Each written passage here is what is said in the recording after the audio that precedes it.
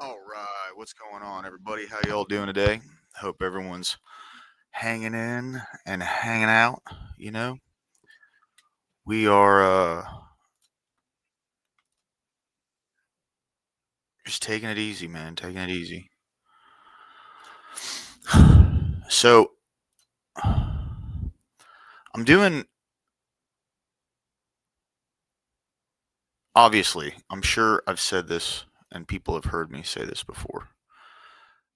I've been doing my very best to kind of keep things together, and I will say that what I'm doing is working. It's been really humbling to see how,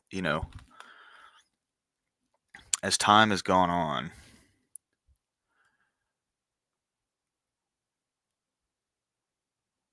the thing that gives me purpose is the thing that's really kept me like in the groove, right? It's just kept me going. And I'm very grateful for that.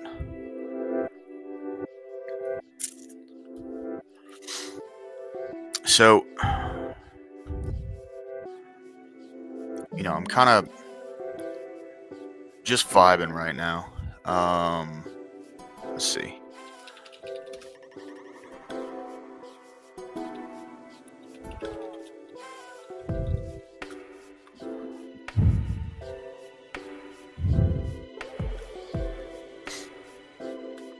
See if I can get this up real quick.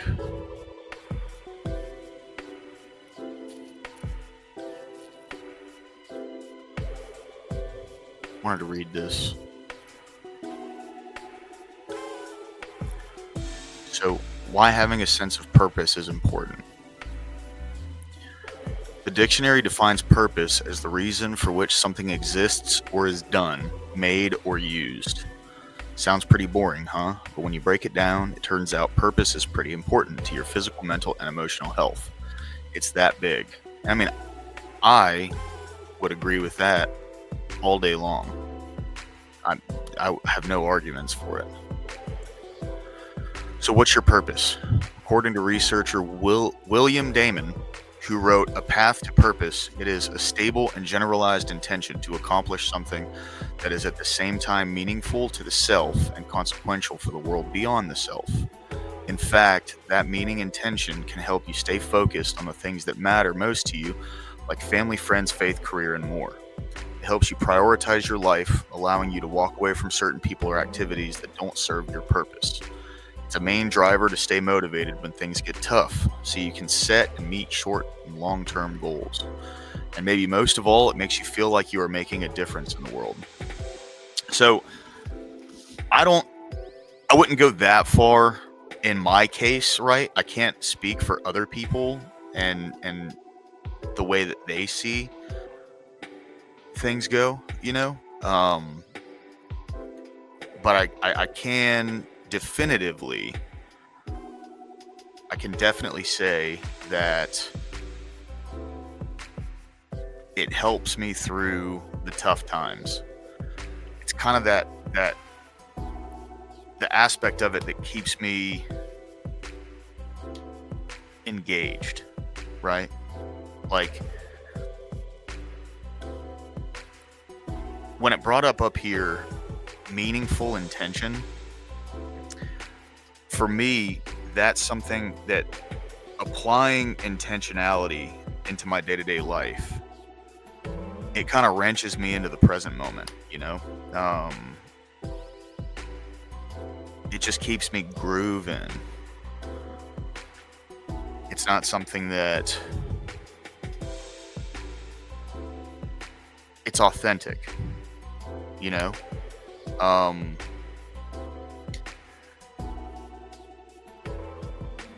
I don't know if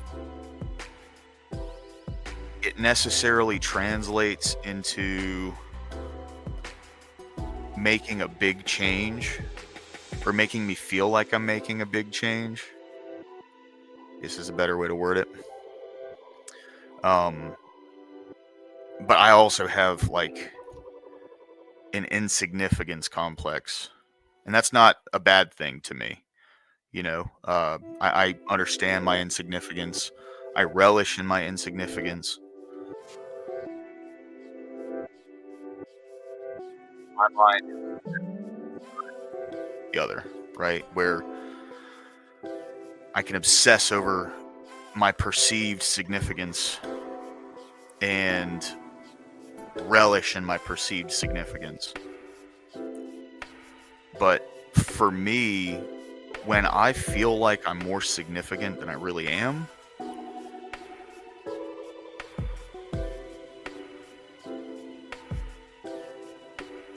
that snowballs. I can't limit that in my own head, right? Um, and that gets into like, delusions of grandeur and things along those lines. But when I operate, and I'm just speaking for myself here, right? I'm not trying, I don't want to speak for anybody but myself. When I focus solely on maintaining that I'm insignificant, and that's where my perspective comes from. I don't snowball into that. Because, on the opposite side of the spectrum of, feeling too significant and having delusions of grandeur along those lines is on one side of the spectrum. The opposite side is a nihilistic insignificance. And I don't fall too far onto that side of things. I don't fall that far, right? When I think of my insignificance, it's something that gives me peace, brings me like a reassurance,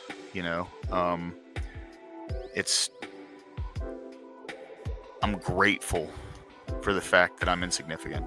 I'm grateful for the fact that the things that I do aren't going to change the world that much. Because someone like me,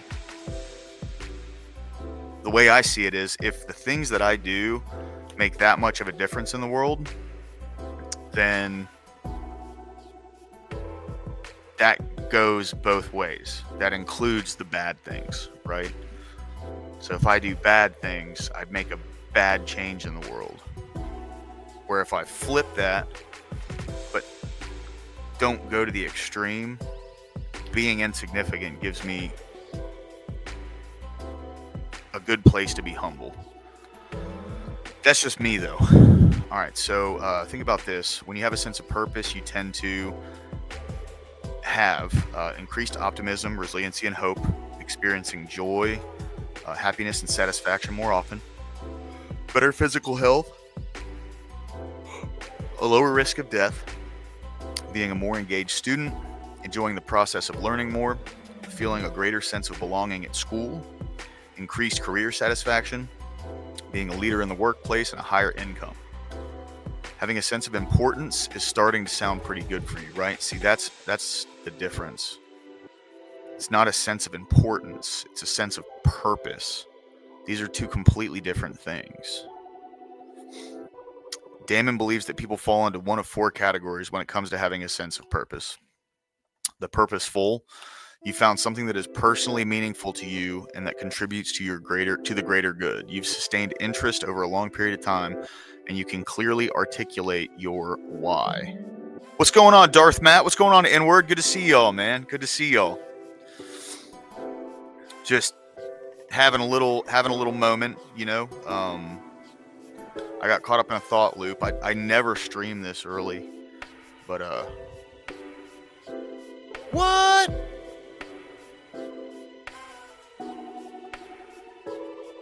I'm looking forward to it. Yeah, I never streamed this early, but I was kind of making some calls, trying to drum up some business this morning. I'm in a really good headspace right now. So, just seeing where those, I cast out some lines. We'll see what those can pull in, you know. Thanks for stopping in, guys. I appreciate it. Hope y'all are doing all right this afternoon. How you doing?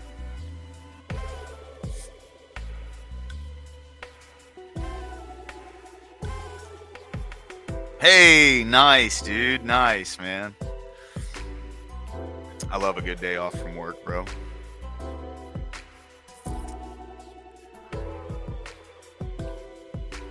Right, inward, exactly. And see, you know, I don't like what I do for work. I guess like most people don't. Most people like work for someone else, you know. So for me, and like my job, I don't get like a base pay or anything, you know. So if I'm not bringing in money, I'm not making any money.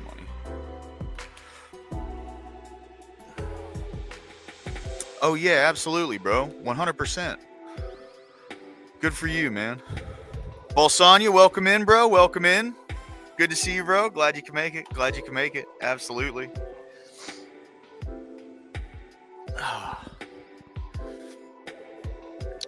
Rob, man. Rob's a good guy, bro. I appreciate it, dude.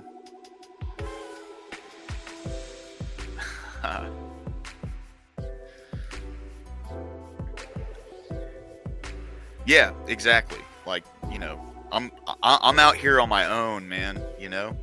And the thing with freight, right? So yeah, same, dude, same. Well, like things happen. I will say inward, like there's cases where I could make, I don't want to say an excuse, but there is a reason, you know. When it comes to the business cycle, like throughout the year, sometimes, man, there's just not a lot of stuff moving, you know. Like earlier this year, so before the tariffs went in on China and on Canada, you know, I'm pro tariff. Let me preempt everything I'm saying with that. But most of the money that I was making was moving. I was moving imports over the Canadian border, typically coming in from Ontario into the Northeast, and then I was doing inbound flights from China that were coming into California. And before the tariffs, that was my bread and butter, and I was set up to make a pretty good amount of money. Well, when the tariffs hit, when the tariffs hit, it honestly fucked me, right? And like, I'm the kind of person where I understand the end game to it, so I'm not bitching too much about that. And I really like, here's where my mind's at. If I can make the same amount of money doing domestic freight, which is way easier than like import export shit, like I don't think people necessarily realize how much goes into getting stuff over the border. There's a third party customs broker that has to get involved with these things, and that's just road freight. You have to schedule things with the border. You have to let them know what's coming in. You have to get your so like your packing list, your customs paperwork, all of that. All that has to be submitted. Yeah, all that has to be submitted to the port of entry where the cargo's coming into, and then there's just confirmations and everything that have to go down with it. With air freight, it's a whole nother thing, because the TSA, they have like a 90-page compliance list that you have to stay within when you're moving this kind of stuff. It's really, really just exhaustive, the amount of work that it takes to move stuff into and out of an airport. And not only that, but there's just an absolute fuckload of like wait time for people at the airports and these cargo bays, and there's so much air freight moving that when you finally like get in contact with the people at the cargo bays, and they get everything all put into motion and start loading the trucks, you know, it can literally, like, these guys can be sitting there for 20, 30, or 12 to 13 hours waiting to get loaded and getting loaded and then leaving, you know. And a lot of stuff that goes on to, hey guys, welcome in, man, welcome in. Thank you. I appreciate y'all stopping by today. But there is just an absolute ton that goes into it. Now, and I will say that kind of ties back into the topic today, you know, is that sense of purpose, right? Like there's a tangible result that comes from being a part of the logistics, like the freight line, right? It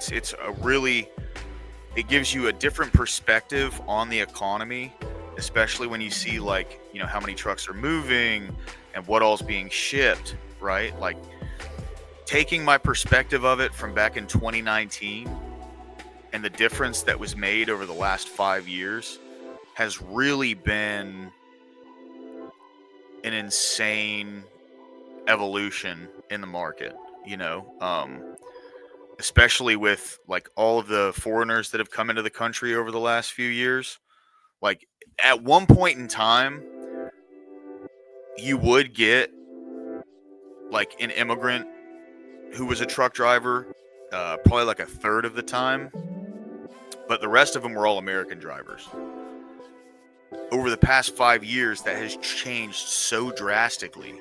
It's become a thing where about 20% of the drivers that I contract to move loads are American and actually speak English, you know.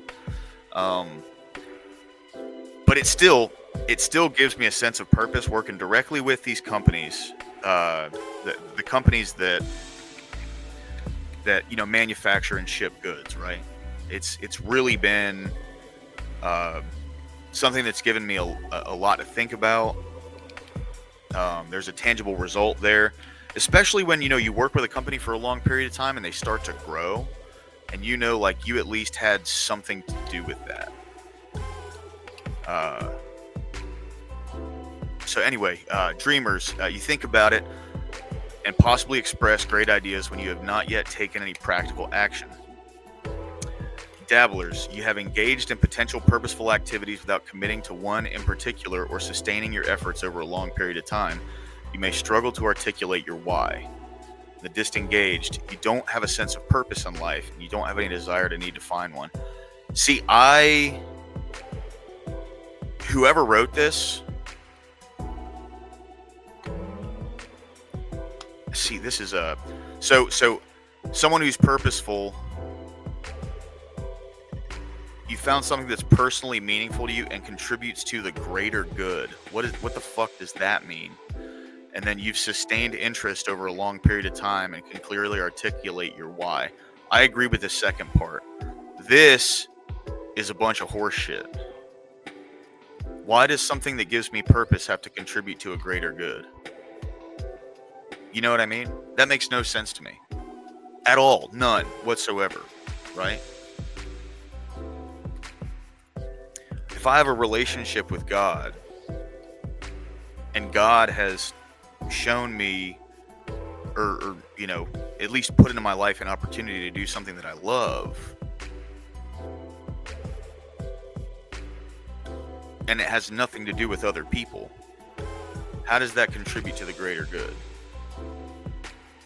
To me, that's where like an overinflated sense of importance comes from, right? Which category do you think you fall into at this point in your life? See, purpose is not something we find and then we're done. It's a journey.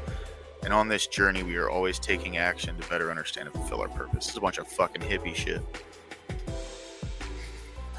See, what I would like to know, Forbes, how strong is your sense of purpose in life?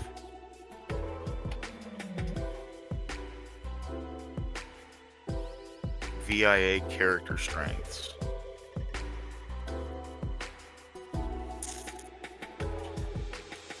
Oh, that's from a woman. I don't want to read that. Sorry. I'd rather find something that... My journey. Exactly, bro. Exactly. Yeah. Yeah. See, that's what I'm saying, dude. Like, it's... Like the thing I have... the thing that gives me purpose has absolutely fucking nothing to do with contributing to a greater good. It makes no sense, dude. It's a bunch of hippie shit. It's crazy.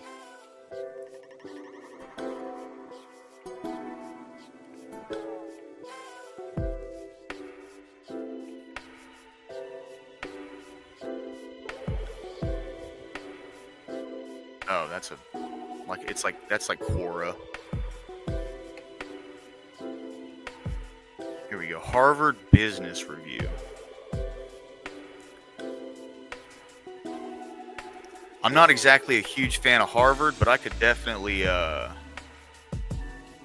when it comes to the Harvard Business Review, I could definitely be open to listening to what they have to say, you know? If it goes into some fucking trans stuff or gender, race, like, I don't give a fuck, but that, like, not every single thing that comes from Harvard is bad, just most of it.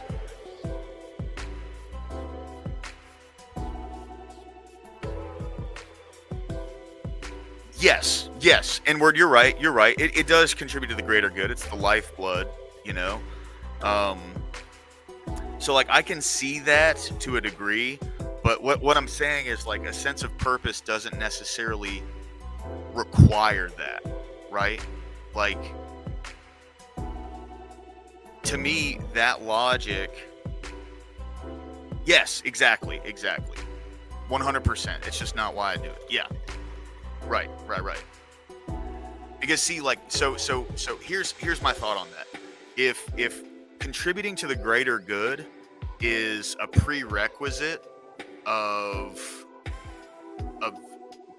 something that I find purpose in, if that's something that must be there for me to find purpose, something that could actually give me purpose, something that, like, I subjectively would find fulfilling, in my brain, I'm going to question, well, what good is this doing for the rest of the world?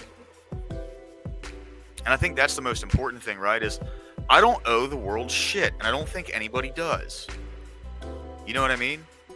Genuinely, I don't think anyone owes the world a damn thing. No one does. Truly.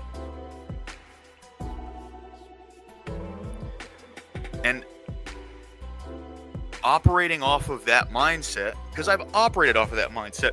Oh, sorry. And for example, I love community development, and I enjoy it for selfish reasons, but find more purpose in one-on-one custom design for a single family. Yeah, 100%, man. Exactly. But I'm just speaking for myself here.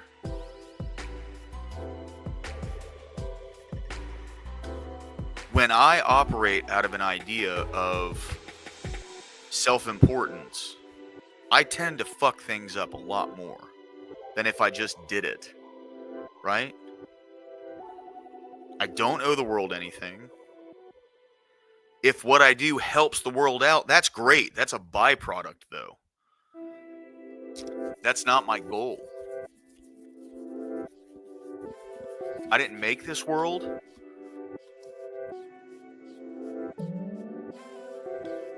And, like, my relationship with God I let God take care of all that. I'm not that fucking important. You know what I mean?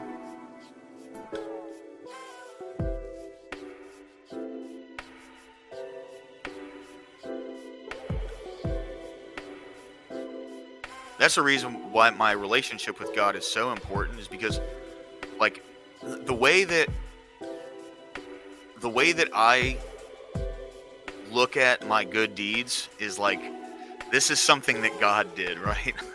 Because I'm a selfish prick by nature. I'm self-serving. The world revolves around me in my head by nature. And it's my relationship to God that brings me out of that, you know? Which God, the true few? I don't know. It's God. Everything. Look around. It's God. You know? Look up into the sky. That's God. Look inside yourself. That's God.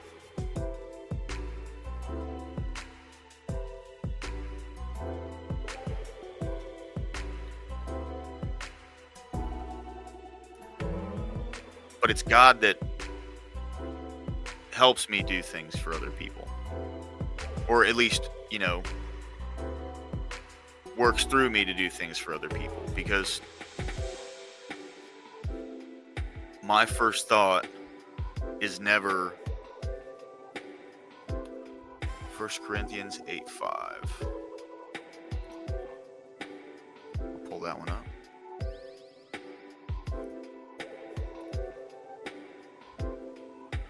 But meat commendeth us not to God. For neither if we eat, we are the better, neither if we eat not, we are the worse. I don't know, 8:5. For though there be that are called gods, whether in heaven or in earth, as there be gods many and lords many. Yeah, that's little g though. That's little g God. When it talks about little g gods, that's just idols that people worship. Not the all-encompassing, you know? It's a big difference conceptually. That's the thing. So God, to me, isn't like a formed God, right? God is everything. God is everything, or God is nothing, right? God is everything. Jesus Christ is the embodiment of that God. Yeah. See, little g gods are gods that we can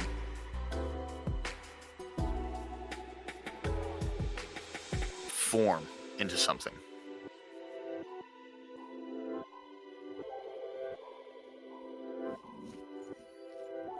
Big G God is unattainable in the mind.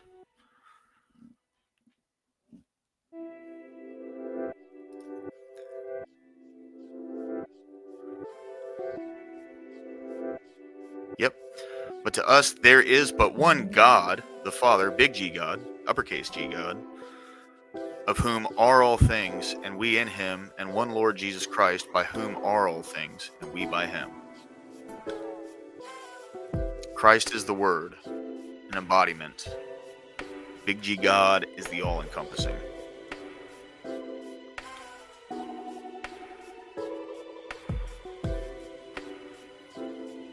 I will, brother. I will. Is this... Scott, are you... Is that the homie Scott, or is this a random Scott?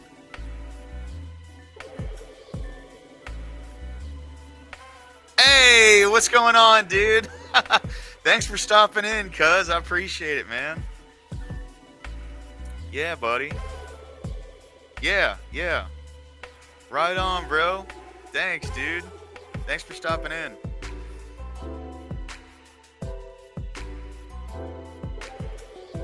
My dude. All right, I'm going to get into a little bit of reading here. Just going over purpose. So for me, right, my relationship to God is the thing that gives me purpose in life. God puts paths in front of me. Yeah. By the way, y'all, this is one of my best friends here. This is that dude, man. But God puts paths in front of me, right? My path is my purpose. That's the way I look at it, you know? I get drawn to something. All right, let's go ahead and read this Romans real quick. I get drawn to something, and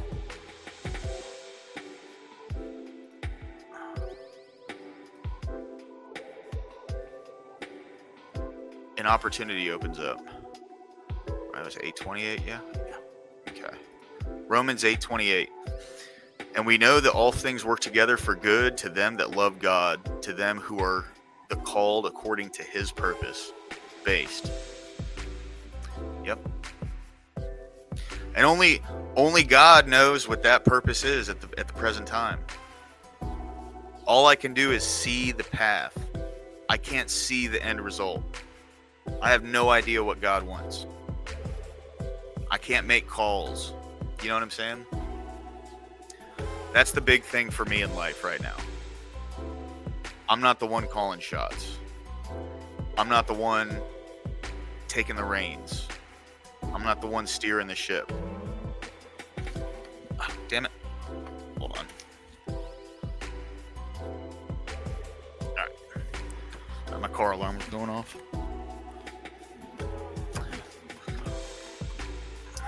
When God does that, I can focus solely on just going where the path leads.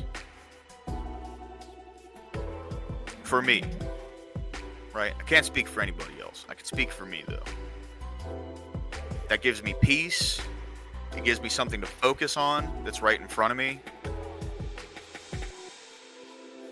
And it always works out exactly the way I need it to. God does not let me go without. And won't let me go without. I'm blessed, bro. Alright, sorry. Anyway, Darth, I already read that. Okay, cool. Alright, so let me get back to this. From purpose to impact. This is from the Harvard Business Review. So it says, the two most important days in your life are the day you were born and the day you find out why, from Mark Twain. That's a pretty cool quote. I still haven't necessarily found out why I was born, but, you know, God shows us all that in due time, man. Over the past 5 years, there's been an explosion of interest in purpose-driven leadership. Academics argue persuasively that an executive's most important role is to be a steward of the organization's purpose. Business experts make the case that purpose is a key to exceptional performance, while psychologists describe it as the pathway to greater well-being. So I will say, yes, the executive's most important role is to be a steward of the organization's purpose. An organization's purpose is to make money. That's the purpose. So remember, all of this dog shit mission statement stuff that businesses have, it doesn't mean anything. All of that is a goal to the end, which is to make money. I'm not saying making money is a bad thing. It's just important to keep that in mind, you know. In school, I was taught that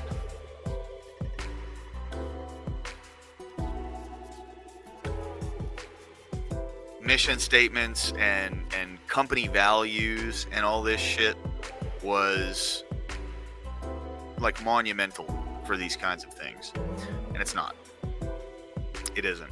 That's one thing I can speak on someone else for. A company would not have those values or have that mission statement if it didn't lead to the bottom line.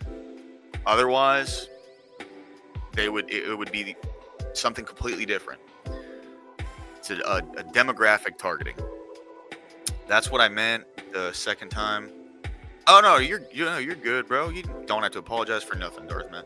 2 Timothy 1:9. Let's get it, dude. 2 Timothy 1:9. All right.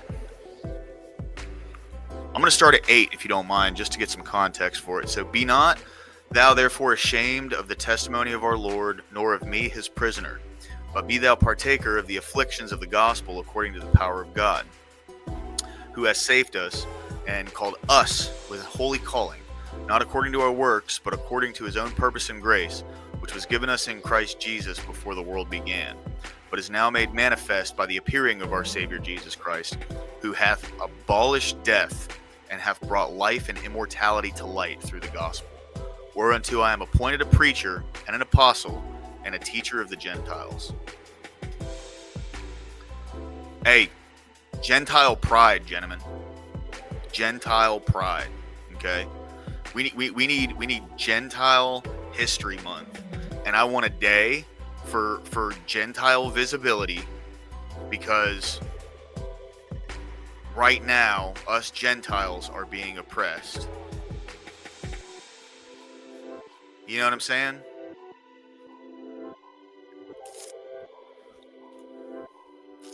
I think that's what should be. That's my liberal view. You know?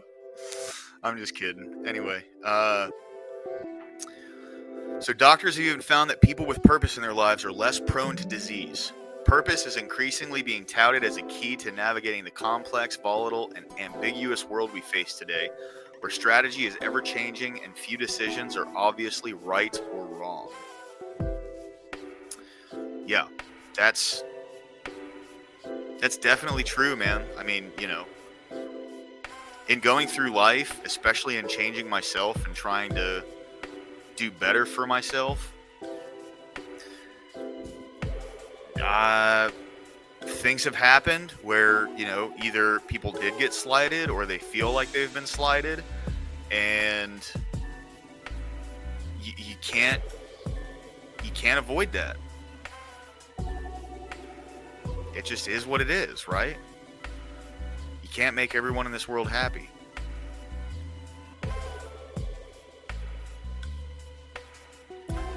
And I do my very best, my absolute very best, to maintain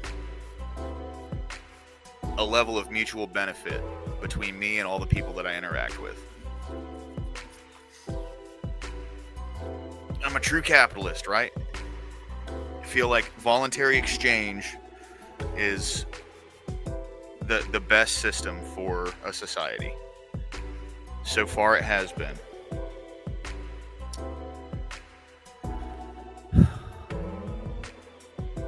Sometimes things happen, man, you know? Despite this growing understanding, however, a big challenge remains. In our work training thousands of managers at organizations from GE to the Girl Scouts, and teaching an equal number of executives and students at Harvard Business School, we found that fewer than 20% of leaders have a strong sense of their own individual purpose.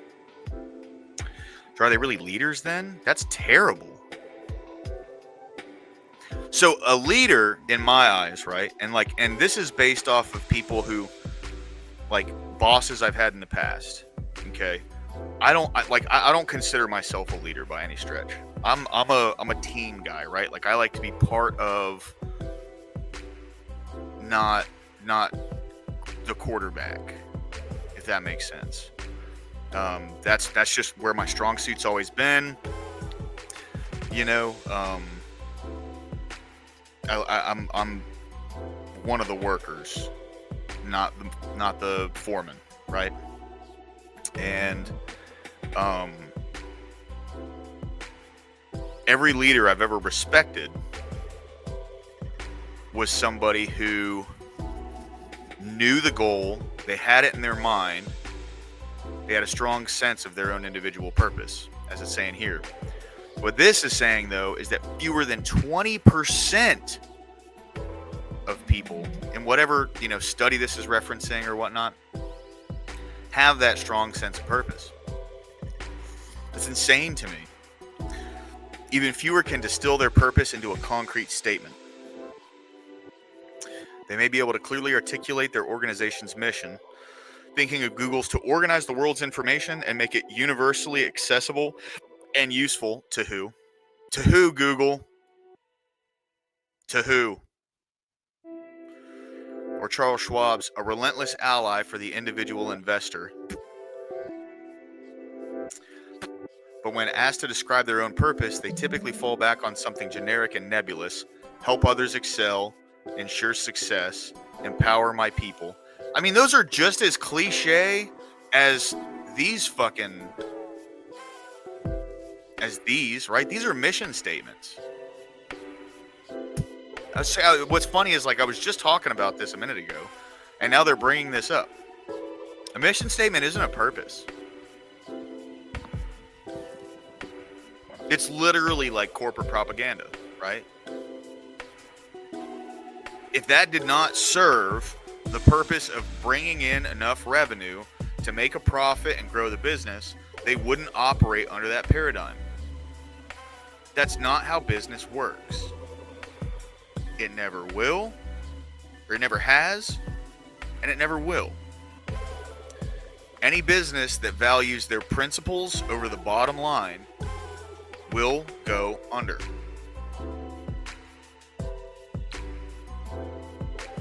Just as problematic, hardly any of them have a clear plan for translating purpose into action.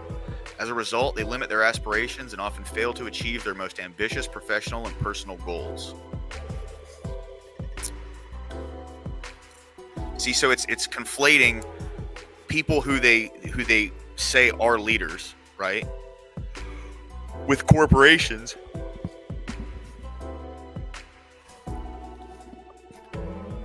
And see, these corporations don't operate under the same paradigm as people who are in quote-unquote leadership positions, right?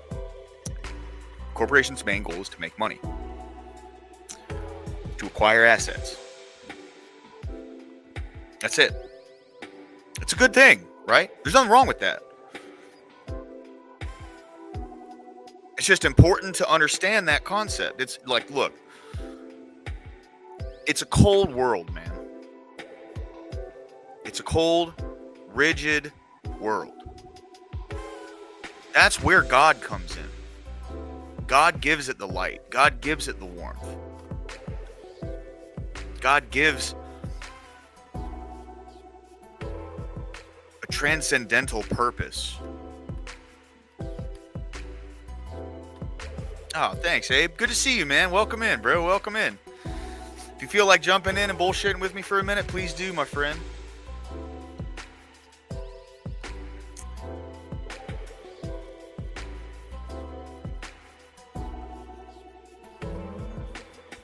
But it's just, for me, someone like me, right?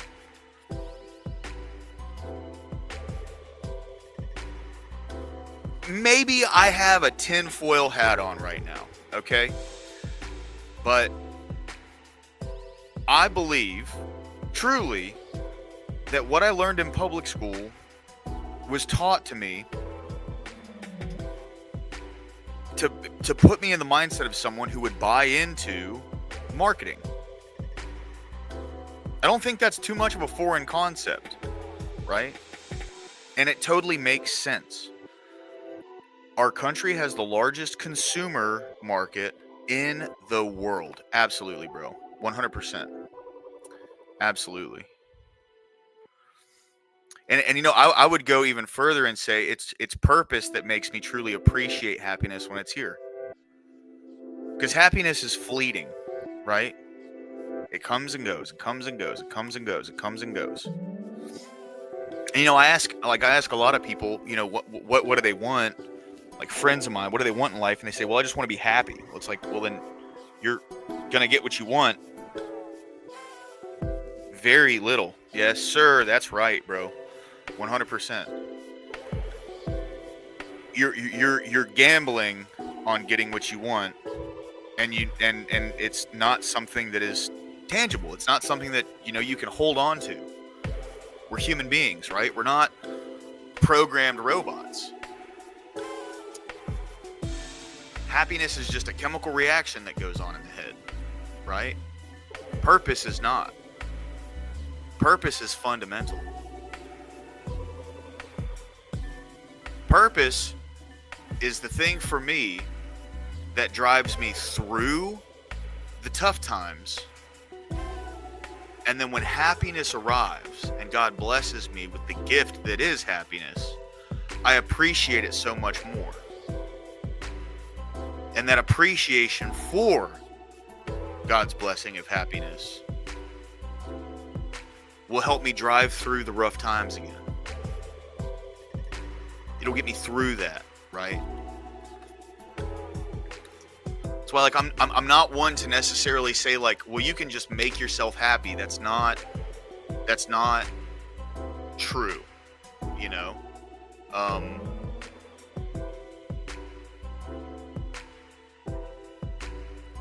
I see happiness as like a gift, you know.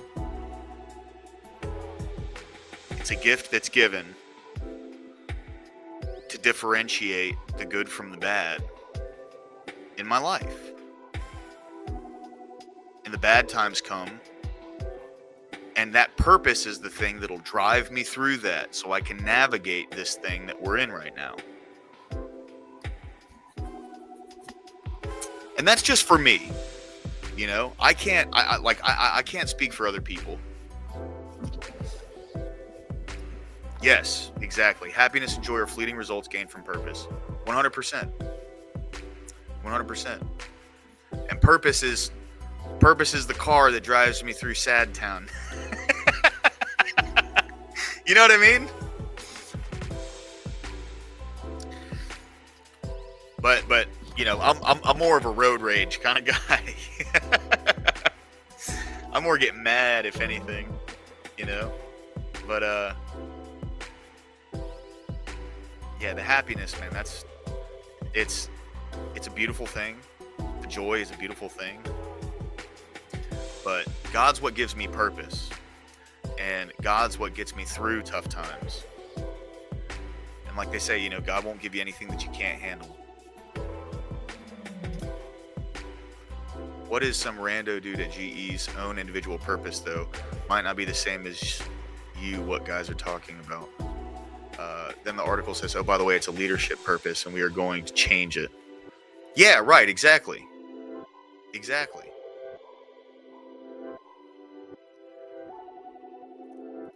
Yeah. Our purpose is to change that. To help executives find and define their leadership purpose and put it to use. Building on the seminal work of our colleague Bill George, our programs initially covered a wide range of topics relating to authentic leadership, but in recent years, purpose has emerged as the cornerstone of our teaching and coaching. Executives tell us it is key to accelerating their growth and deepening their impact in both their professional and personal lives. Indeed, we believe that the process of articulating your purpose and finding courage to live it, what we call purpose to impact, is the single most important developmental task you can undertake as a leader.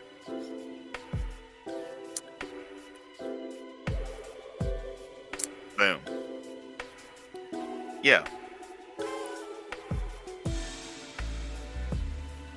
Boom.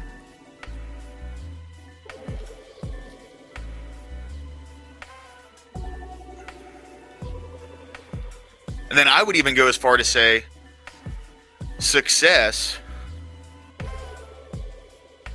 adds on to purpose. It adds that extra little bit of motivation, right? Because, you know, for me, when I first got off dope, my purpose transitioned from not doing drugs to seeking a higher relationship or a stronger relationship with God, right?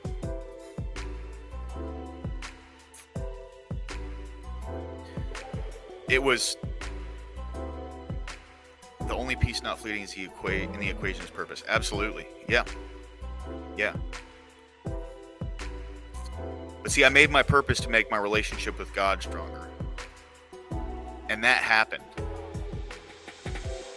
And that's not to say that along that timeline, I didn't have bad days. It's not to say that along that timeline, there weren't, you know, questions and there wasn't doubt. That'd be great if that was the case.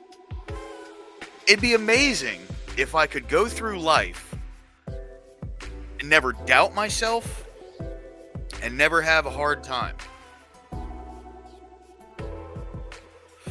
Based. Yeah. Absolutely.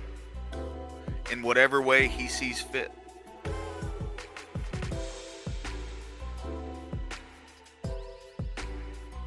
And it would be... Here's my perspective on it, right? So, there's that kind of like cliche thing they say where like smooth seas make no skilled sailors. That's really what it comes down to. Navigating through tough times is the thing that's going to help build the callus for the even tougher times that are bound to come. And if everything was just peachy keen and I could guarantee that there would be no issues in my life, that'd be great. It'd be a little boring, but that'd be great.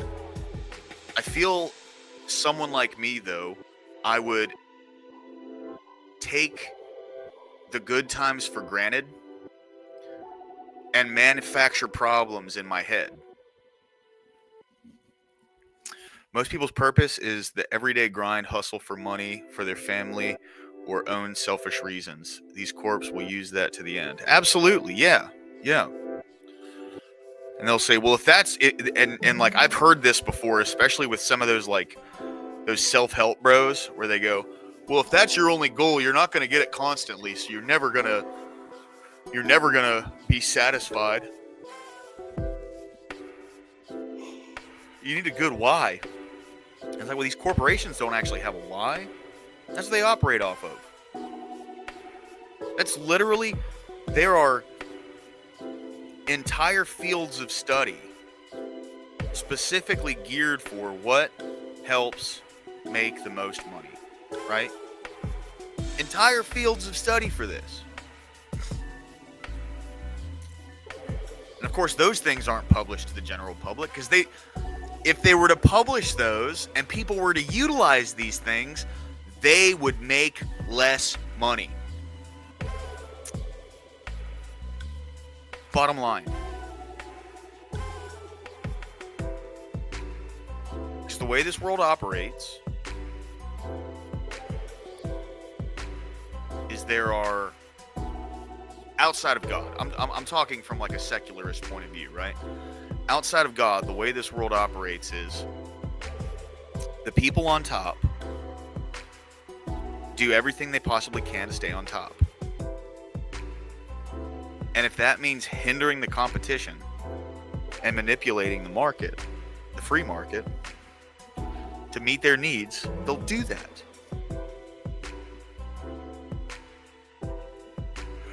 And anyone who thinks otherwise is crazy.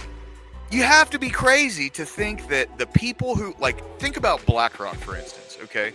They manage over $11 trillion in assets. They make stupid amounts of fucking money, okay? Stupid amounts. Why would they ever want to let another company threaten that? I'm just thinking practically here, okay? Like these people who get on top, they don't just go, well, that's the free market. No, they don't at all. That's why they develop the things the way they develop them. ESG, DEI. When they incorporate these things into... What's going on, Scott? Welcome in, dude. Thank you, man. Thank you. Good to see you, bro. Always. When they incorporate these things into the markets, it manipulates them. The regulations that they put on companies for, especially for their environmental, right? Like the DEI, the social aspect of things. Yeah, it's definitely, there's no way to even out the percentage of people within a company without lowering your standards. There's no way to do that. It's impossible, right? The people who are the most qualified are the ones who were chosen in the first place. And there's a presupposition that comes from a lot of these people that like are pro DEI that say, well, the reason that there's not more black people is because they're just racist or something. And that's such a puss cop-out, dude. Oh, no, dude. I'm glad you're back, bro.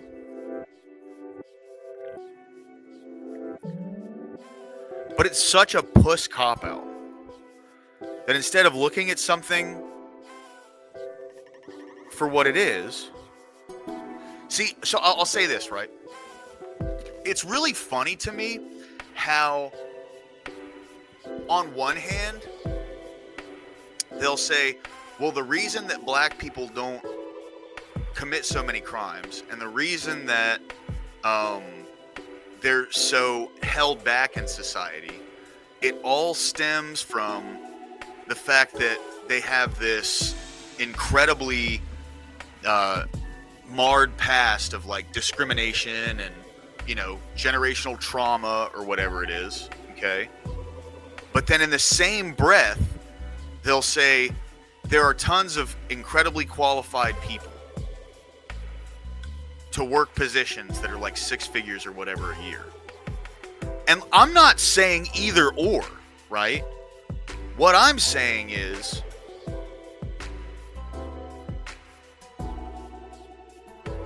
if you're qualified to do a job, you'll have the job. You'll get the job. Otherwise, you won't. It has nothing to do with skin color. And the whole thing with DEI is just an introduction of that into the market. With the environmental sense, that throws... They're not necessarily legal regulations, but investment regulations on a company that smaller companies that would compete with that company can't compete with. They can't navigate these things. They don't have the capital to do it. It's bad for the economy. The more competition, the more GDP, the cheaper the prices. That's economics 101.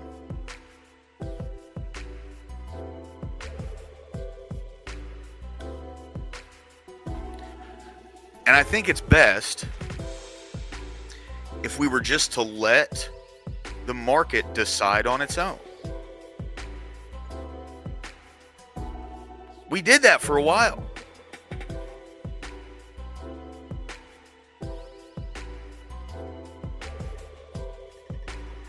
We don't do it anymore.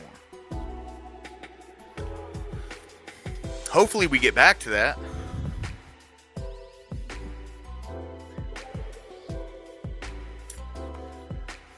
Investment firms should not have such a hand in our economy.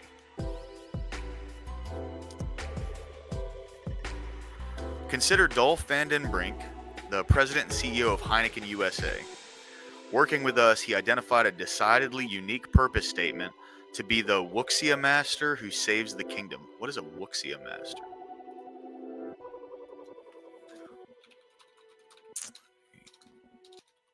Wuxia master.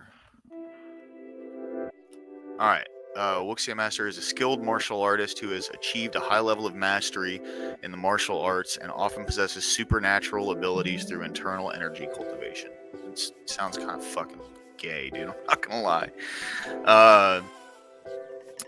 He wants to be the Wuxia master who saves the kingdom, which reflects his love of Chinese kung fu movies, the inspiration he takes from the wise, skillful warriors in them, and the realization that he too revels in high-risk situations that compel him to take action. Dude, you make beer. Chill out. With that impetus, he was able to create a plan for reviving a challenged legacy business during extremely difficult economic conditions. We've also watched a retail operations chief call on his newly clarified purpose, compelled to make things better, whomever, wherever, however, to make the hard, cage-rattling changes needed to beat back a global competitor. Hard, change-rattling changes.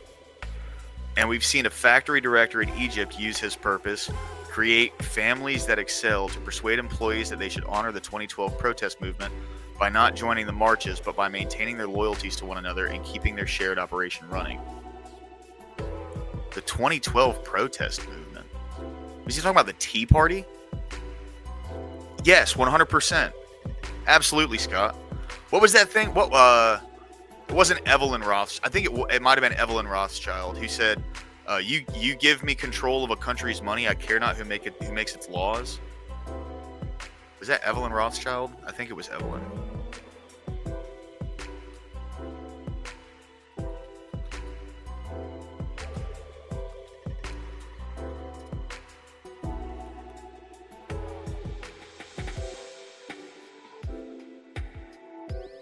No, it was Mayor Amschel. That's right. Mayor Amschel Rothschild.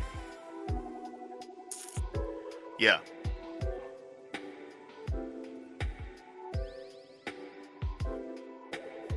Yeah. Let me issue and control the nation's money, and I care not who writes the laws.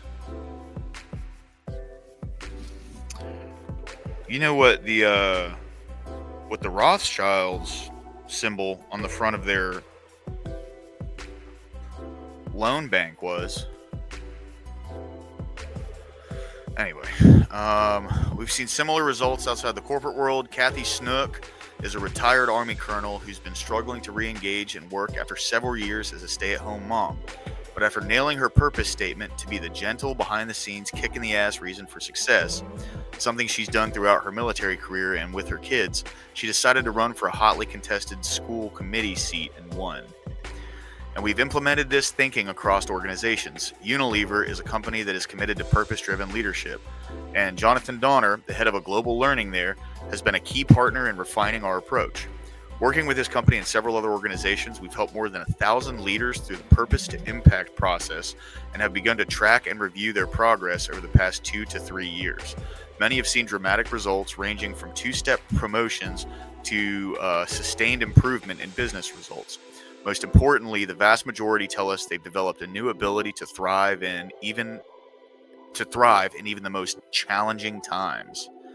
Yeah, which that makes sense, right? Like if their idea here is to manufacture purpose in somebody and to help someone develop something of a purpose, that's not necessarily a bad thing, but you can't.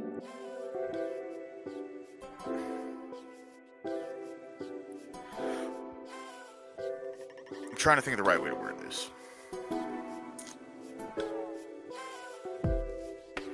You can't have external help creating a purpose without there being some form of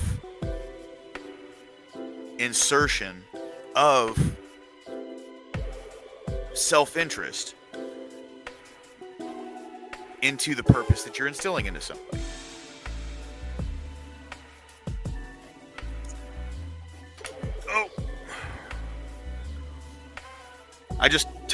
I don't see that happening any other way, right? Because if let's say you're a top executive, okay? What is your purpose? To make the corporation you're an executive of the most money possible, correct? I think it's pretty easy to agree on that. So if you're instilling purpose into someone who's beneath you to try and help them perform better, you're doing that. Hey, EA, can you cam up?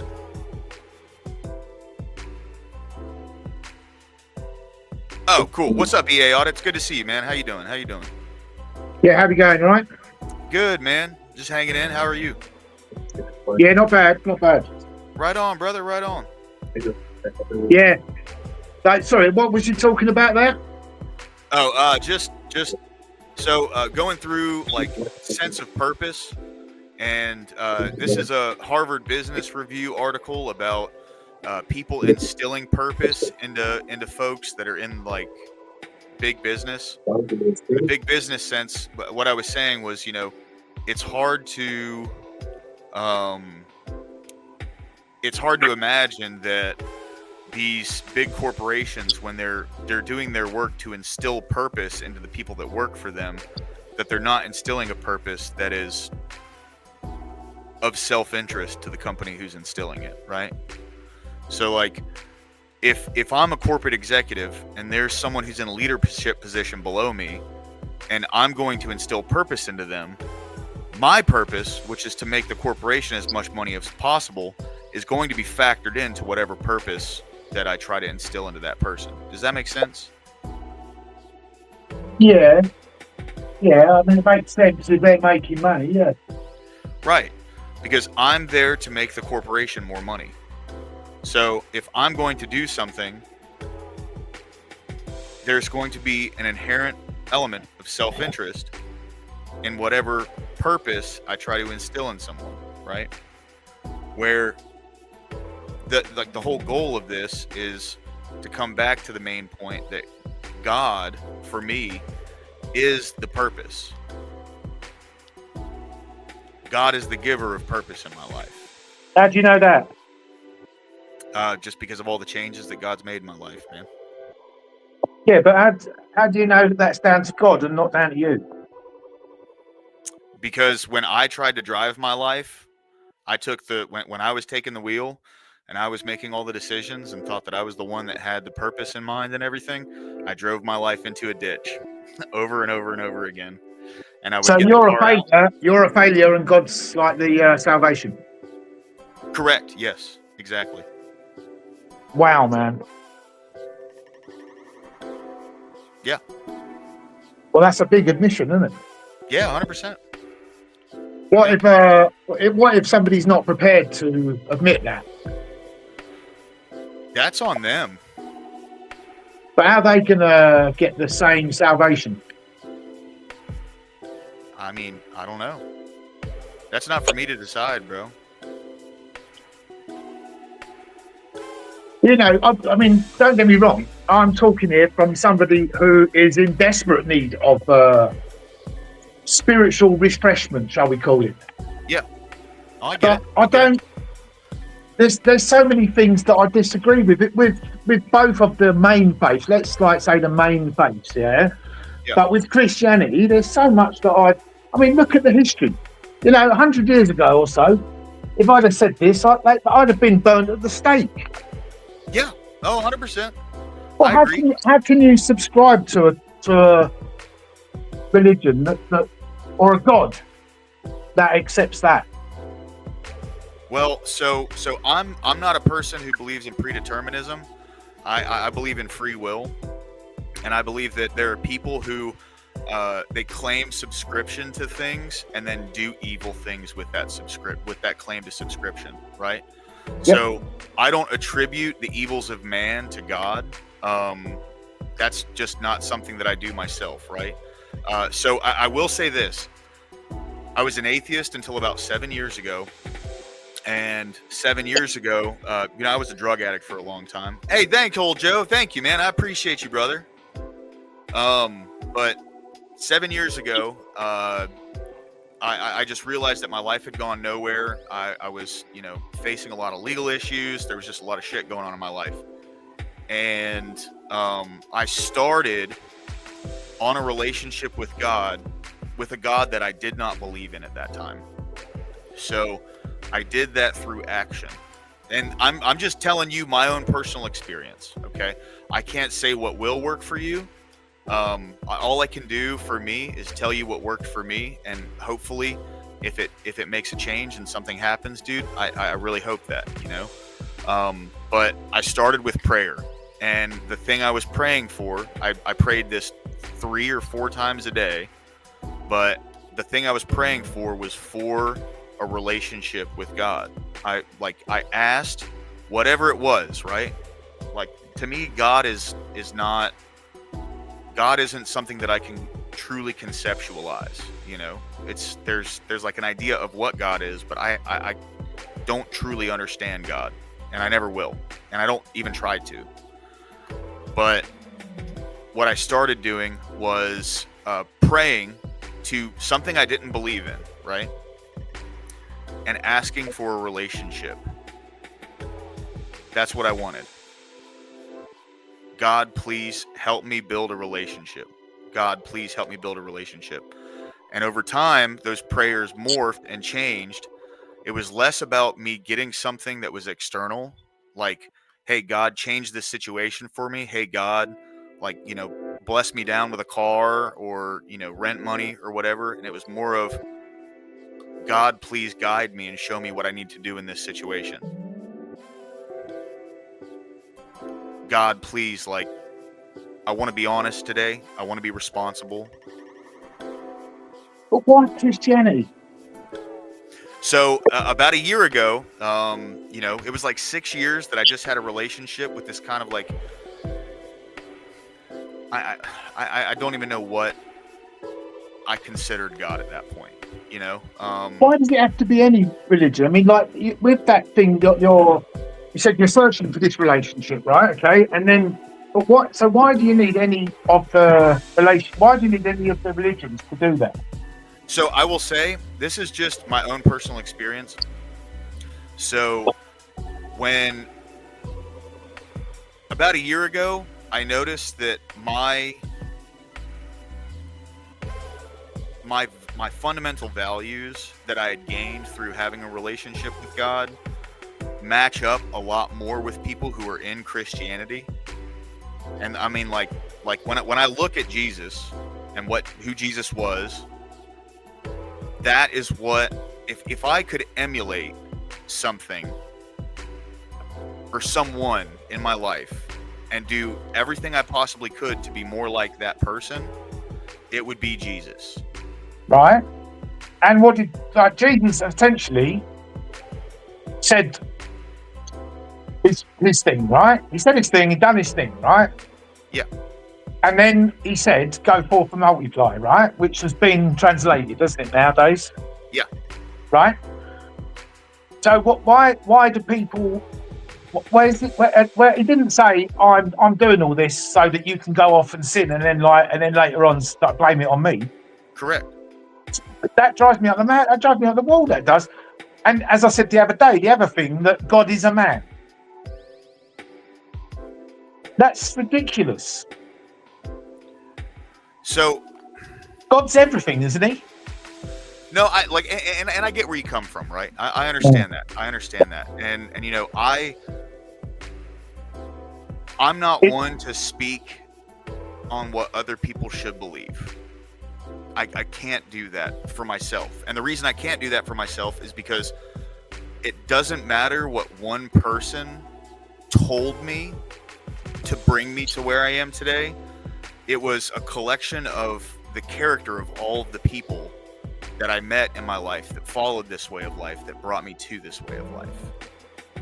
So I understand where you're coming from, and I remember you bringing that up before. And I'll even go as far as to say I'm not going to argue that with anyone, right? Yeah, but you got a different attitude to Christianity than these. What I call, they're just mentalists. These people, they're off the scale. They're extremists. They're they stand in the shopping mall down here, saying that if you don't believe in this, they focus on the crucifixion, which I find distasteful. And then they say, if you don't believe in what I believe in, basically, then you're going to burn in hell for the rest of eternity. Well, they actually believe that. I know, and that's offensive, isn't it? Well, it's I understand where you're coming from. So I'd say this, right? If you saw somebody that was about to do something that would cause them misery for the rest of their life, let's say, put it like this, right? So if I was about to take a pew-pew right, a pistol, and put it against my spine and my back and pull the trigger, and you saw that was about to happen, what would you do? I'd try and warn you of the consequences, and then to ask you not to do it. Right, exactly. So along those same lines, when people go out into the world and they're trying to bring okay. But what if you shot yourself and killed yourself, yeah? And then it turned out that life is like a computer game, and we're on level 1. And if you complete level 1 like you're supposed to, then you go on to level 2, which is higher and better things. Then my advice would have been the wrong advice, wouldn't it? So do you see what I'm saying? When people say, like this is the answer to everything, right? I've got in my life. My question is always the same. How do you know that? How do you know you die? How do you know that? See, so for me, it's just, it all revolves around the results that I've had so far in my life, right? Okay. That's what it comes down to. It's made me a stronger person, my relationship with God. It makes me think of other people. And hey, that's a good point, Inward. So Inward asks, can something that is true be considered offensive? Offensive. Right, go on, tell me something, Inward. Tell me something that is true. Like, and I don't mean like true because you think it's true, or even true because it's been proven beyond a reasonable doubt. I want something that is 100% pure fact truth from you, Inward. Go on, anything you like. Anything you like, Inward. Just anything that you know that is true.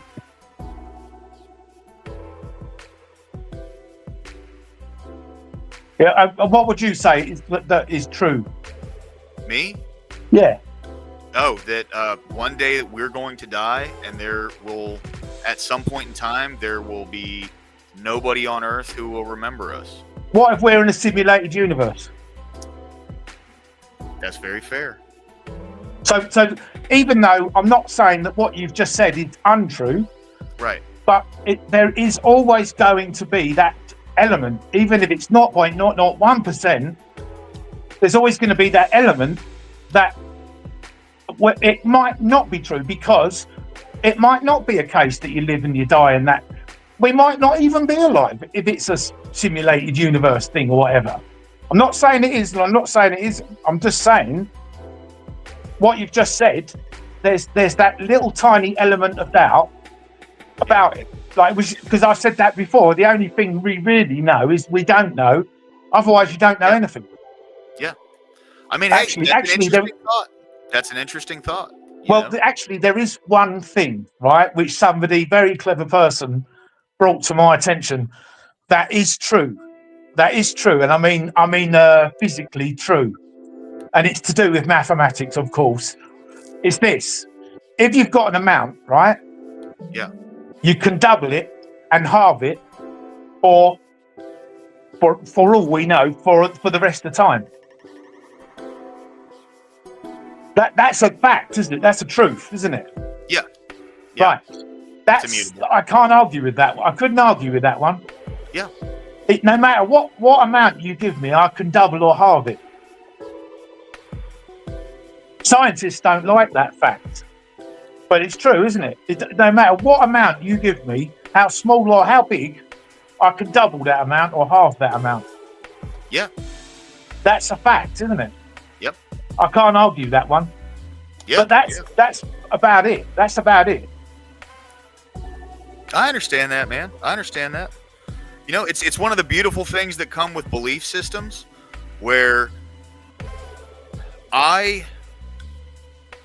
hope that everyone's belief system that they hold gives them purpose and a drive and motivates them to do something more in life, right? That's what I hope for other people.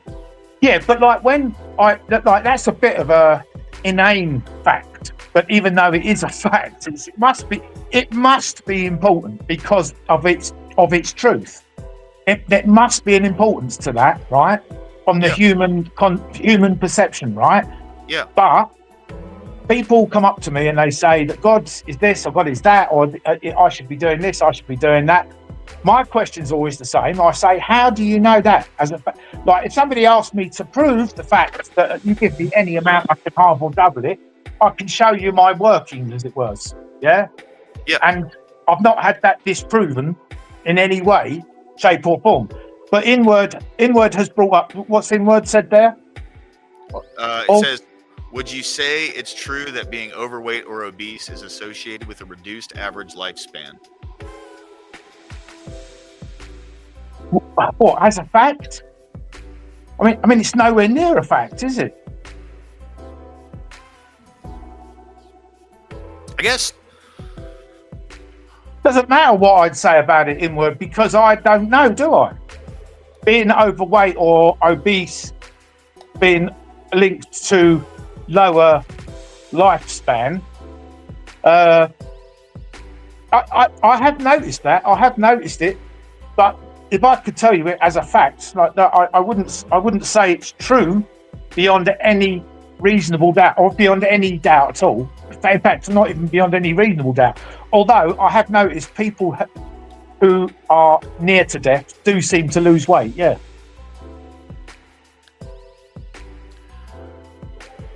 Scott says, I may not like the truth, whatever it is, but that's on me, not the messenger. I don't impose emotions on logic, regardless of what life brings. Life's messy and unfair, so the truth always eats first. Yeah, no, 100%. Yeah. That is thinking. Yeah. That's thinking. Now that's thinking, because it is, we can't handle the truth, right? Which is what I wanted to come on about, because oh yeah, I want to talk more about the World Trade Center, but just while we're on this, that's fine, man. Good. I'm always down to talk 9/11. Yeah, dude. Yeah, well, that's good. That's good. Like what he said there, yeah. Because like that thing when you only find something when you stop looking. Yeah. And don't forget, I was brought up as a Roman Catholic, so in a way, I've gone through a reverse process of what you've gone through. In as that you might have, in your younger years, you were sort of like living the hedonistic lifestyle, and then you found this light, which I'm really pleased that doesn't matter how you find contentment or happiness. That's what we all should be looking for and finding. But yeah. I can't say that my life is very happy, really, to be honest with you. Not as happy as I'd like it to be. Yeah. I mean, I totally understand, man. Yeah, but it's like a reversal of the born again Christian, who I sort of envy in a way, because it's like they haven't got any pressure or responsibility or effort that they're going to have to make, because they just ditch everything onto Jesus and God, and they're happy with that. I don't. Some people do, man. Robert Whaley, what's up, dude? Welcome in, bro. Good to see you. Go ahead of you, or EA. Sorry, man. Wally. Yeah, I mean, I was just reading that comment again from Scott. I may not like the truth, whatever it is. I mean, just like that's the start of that sentence, Yeah. But that's on me, not this. Well, yeah. As I say, the Stoic philosophers said that the one thing you know for sure is you don't know for sure, and that's something apart from this mathematical thing I can't argue with. It was that very kind of philosophy that led me to God. And it sounds like it was that philosophy that led you away from God. In a way, yeah. Isn't that weird how that works out? It could be offensive. This is Ian in again. If Inward, do you know what? There's a bar near Area 51. Do you know what it's called? It's called the Ailey Inn. Yeah. Doesn't really work, does it? It could be offensive to say you are fat and going to die. But the thing is, but could be truthful to say your weight, health may shorten your lifespan. So you're unhappy with the delivery method, not the message. Well, I mean, yeah, but like the thing is, if you see people that are not, fat or portly or whatever, slightly overweight or whatever, and then they get near death and they've lost loads of weight, then it would sort of go against the theory that overweightness means that you're near to death, if you see what I mean. Yeah. That's what I meant. That's what I meant. Like people that, they get skinny, didn't they, before they die? Yeah, I mean, there's reasons for that in a lot of cases. But yeah, you're right. For sure. I don't think, like, I watched lots of weird stuff online, and I'll be honest with you, when I think of the people who are getting killed in some of the stuff I'm watching, they're not overwhelmingly fat. I'll be honest with you. It's generally not fat people getting killed, even though there may be fat people on the scene, or even fat people doing the killing. Hey, EA, if you don't mind, just for TOS purposes, could you say like getting ended or something like that? Oh, sorry. You're good, man. You're good. No, no, you're right. That's all. It's got so woke, isn't it? The YouTube, isn't it? It has, bro. It's like if someone who doesn't like me comes on here and reports it, and they have AI look through it and hear that word, like they give me some. So okay. Ended. Yeah. But anyway, as you were saying, bro, my bad. I didn't mean to cut you off. No, skinny ended, and I haven't seen many fat endeds. Yeah. So right, this WTC thing. Yeah. Right. I was kicking myself so hard, right? Because remember we were saying like the story is that a plane hit a building, right? And it all collapsed, yeah? Yeah. But how did the steel turn into dust? Right. I was kicking myself when I was on the one that rhymes with humble, and somebody gave me a link, and I was just watching these little clips sort of thing, and this one thing popped up from the 1980s in this country. I think it was this country. I'm not sure. It might be either here or there, America. But sorry, I was just reading the comments. But have you ever heard of the Hutchinson effect? The Hutchinson effect. It sounds similar. It sounds familiar. Sorry, is what I meant to say. I'm pretty sure I know it in concept, but I just don't understand. I just don't know why I didn't think of it. But it was. It's amazing. Honestly, I'm amazed that we haven't all heard of it. And I would recommend you go and find out. But that was back in 1980, whatever, 1980s, 1985 or something, right? And this bloke was doing these experiments with sound, basically. Yeah, sound frequency. And he was getting things to hover and bend and stuff like that, even though he wasn't touching them. You just using sound frequency, yeah? Yeah. What they might now call energy weapon. And basically, it's his explanation of what was happening was that metal was being broken down into its sort of like crystallized form and, yes, turned into dust, potentially. But they closed his experiment down. But they took his research. He said that there were military people who took his research, and that would be a way of turning metal into dust, depending on the size of the weapon, of course. Yeah, it's called the Hutchinson effect. I would recommend you go and have a look at what that guy was doing, because it's amazing. Yeah, see, that's what I've been like while you've been talking. That's what I've just been look over some overviews of it and everything. It's definitely interesting, man. Definitely. I would say. See, I was under the assumption that it was more of like a thermite, you know. Yeah, Where, no. That's the thing. No heat is used in the Hutchinson effect. There's no heat, but it can still bend and bend metal and fuse metal. It can fuse metal round wood and stuff like that as well. Yeah, I mean, and his projects basically got no funding and then closed down. I'm not sure if he's still alive, but I know that he did say something in 2009 along the lines of basically, like, you know, if I was doing what I was doing off my own funding back in the 80s, what are they doing now?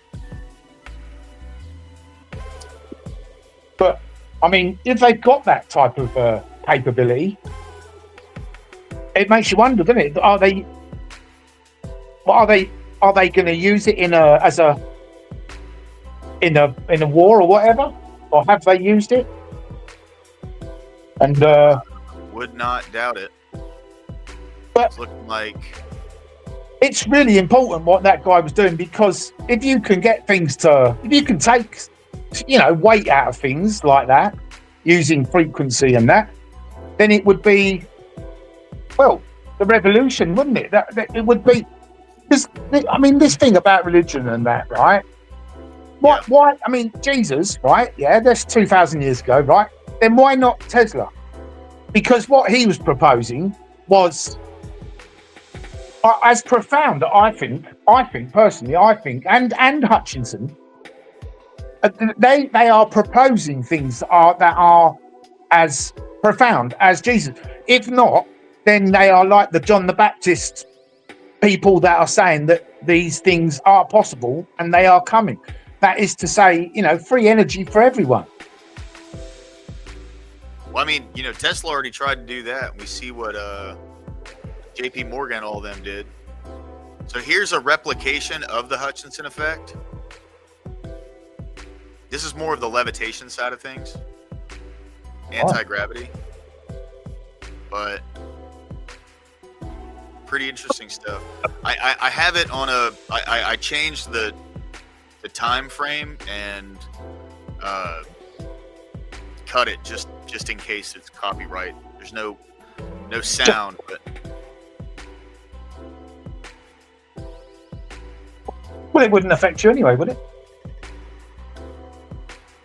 Well, it would. I just don't want to get my channel taken down. Oh, right. So, no, it wouldn't take. I don't know. I think all that would happen, because I've done it the other day with the Life of Brian. Oh, look at that! Look,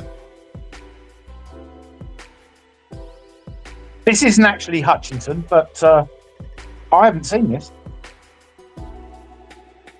Jesus, that's amazing. That's incredible. And this is just using sound frequency. I mean, like, you in the chat, have you seen this? Did you know that they could do these things? That's a guy replicating it. Wow. Wow, I wonder if that's genuine. Yeah, it's definitely interesting. Part of me wants to, like, I want to know if he, like, attached a string to it or something, but...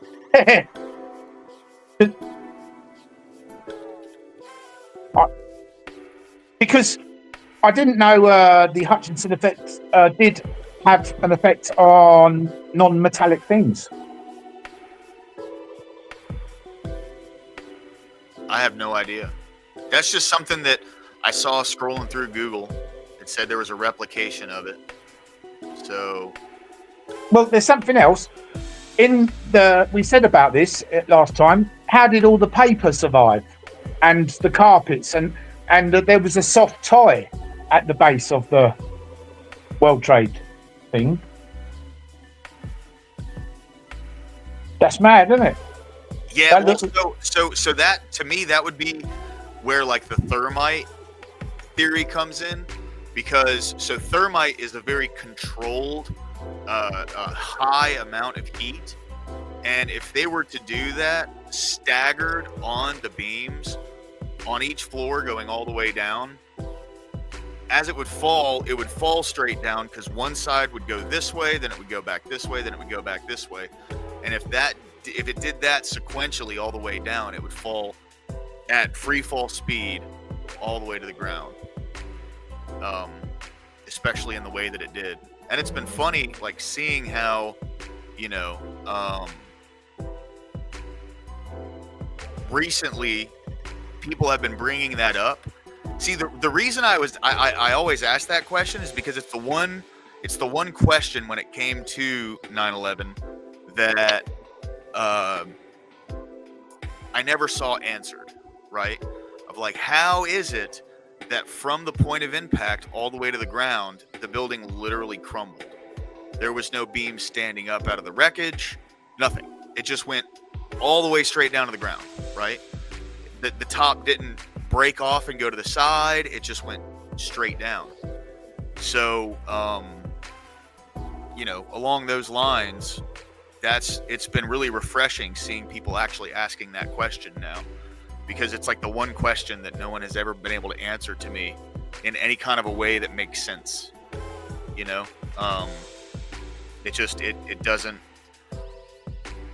They've never been able to do it. Well, yeah, someone's mentioning the Coral Castle there, and of course the pyramids or those things in Peru. How did they lift those stones? Yeah, think about the Coral Castle with a bloke who's on his own. He was on his own and managed to build this massive sort of structure from stone. Heavy stone, basically on his own, but never revealed how he did it. When was it built? In the 80s. It was like he was an immigrant to America. I think it's in New York somewhere. Florida, it's saying. Leisure Florida. City. Right, but it's quite famous, really. It is quite famous. I'm surprised you haven't heard of it. The Coral Castle. Is this the guy that said that he could work with the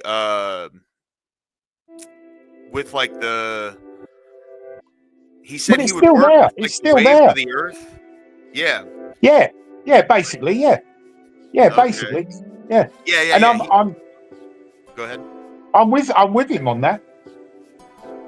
I mean, we've got all our energy, everything we need, we've got within the Earth. Have you heard about this new drilling technique they've got where basically using, I think again it's using vibration or frequency, and it basically turns the stone into gas, and they're digging down using that. So there's no spoil, and it could keep going. As far as we know, it could just keep going. The sound wave, you said? Go on. Ultrasonic drilling. Okay. Employs vibrations to reduce friction. Ultrasonic drilling, which utilizes high frequency vibrations for rock penetration. Yeah. And they can, why are they not pouring funding into that, They probably are. No, they're not. They're blocking it, if anything. Otherwise, it would have been better known, wouldn't it? I mean, not many people know about these things. We still don't know how they managed to move the stone thousands of years ago, or the greedy. It's the corporations and the greed that are standing in the way of it. Yeah. Yeah, and by the way, I went to JP Morgan, like up in the city of London, recently, just to highlight what a greedy. What I don't get it. Why we've let these corporations stand in our way because we won't be able to continue the way we are, because we haven't got no defense to asteroids and volcanoes and shit like that at the moment. But with limitless energy, you would have. Yeah, I mean, I agree. To a large degree, it seems as though China's taken off when it comes to their energy production, man. I mean, for a while it was like this with their energy production, and as time goes on, it's starting to turn into basically like a line that goes straight up and down. And we've been trying to, like, we have a party in this country that is pushing for this green energy bullshit, and it's done nothing but hinder us in the way of energy production. Yeah, right. But the point that I'm making about the sort of like, the tools that we have available to us, right? And the comparison to Tesla and Hutchinson to Jesus, or at least people that came before Jesus, right?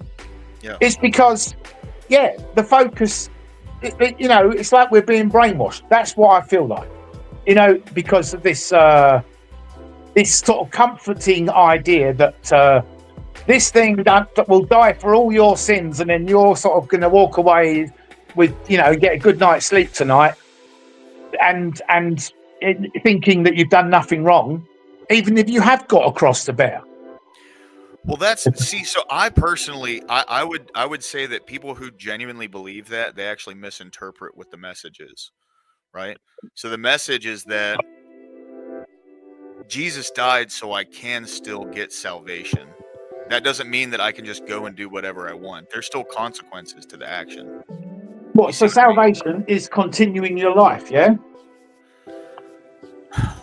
Without these energy sources that are available to us, that Tesla has tried to tell us about, that Hutchinson has tried to tell us about, that all the people, that all of the saints that have done these experiments through the lot in the 20th century, right?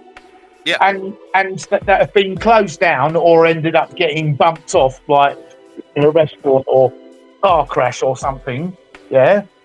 Right. While we're sort of, our focus is on, if you forgive me for saying this, imaginary friends in the sky that don't have any evidence to them, and yet people are allowed to stand in the shopping mall telling me that it's true. And when I ask, how do you know that, they look at me as if I'm the flipping devil. That's fair. I understand where you're coming from.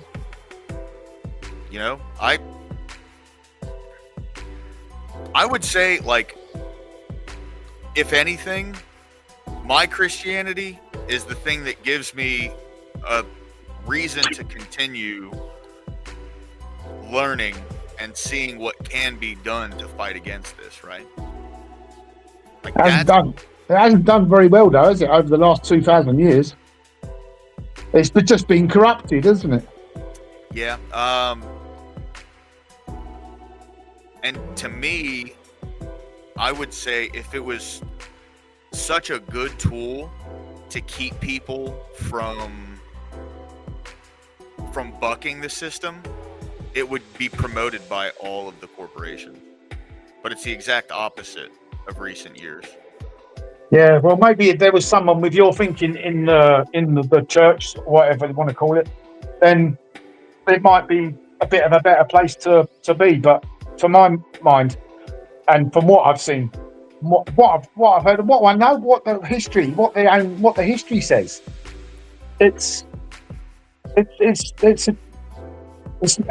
not working. Look around. Look at the world. There's Personal salvation is fine. I can understand people looking for that. Yeah. But you look at the world as a whole, what have we ever achieved? What are we achieving? Where are we going? What? JP Morgan's wallet? Yeah, I mean, dude, I can't even refute the fact that there's tons of evil and bad in the world. You know what I mean? Yeah, well, I mean, yeah, and it continues. It's like continues unabated. Yeah. We're aiming at the wrong. We're grabbing the body of the snake, and to get to with a snake, you either need to do two things. You either need to grab the head or control the tail.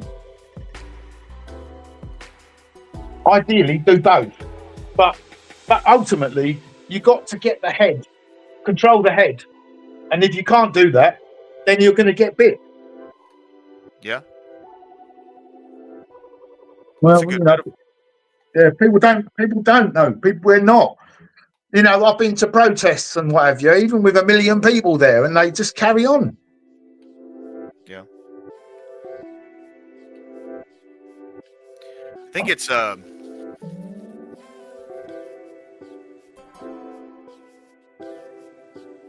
where do you stand with this whole kind of like cultural shift that we've been having over the past year or so?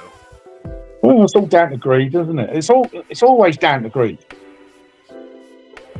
It's always what? It's down to greed, isn't it? Like, it's just the big corporations who want to sell houses, who want cheap labour, who want, everybody in one place. It's down to greed. It's all down to greed. Most of it is, anyway. That's my thinking. Well, no, I'm saying cultural shift, right? Because it seems like, at least from my perspective, all across the world, people have been bucking against what the corporations have pushed for and what they've been pushing for. That's what it seems like to me. Well, I mean, one of the hopes is that we're entering into the age of Aquarius. And this is like mentioned in even Mayan sort of history. And it's also, there is also a sort of scientific side to it, because it's about alignment of planets or something. And the shift of the Earth is shifting, isn't it? Yeah. Yeah. And it's supposed to be an age of enlightenment, truth and enlightenment. And the problem with human beings is we can't handle truth. We don't like truth. We prefer to go and blame it on someone else. That's what we've been doing for a little while now. 100%. For 2,000 years, yeah. For 2,000 years. We've been doing it a lot longer than that, but yeah. We had religions in this country, right? Like before Christianity, that have been sort of outlawed, right? Yeah. They'll kill you. They'll kill you if you continue to believe them.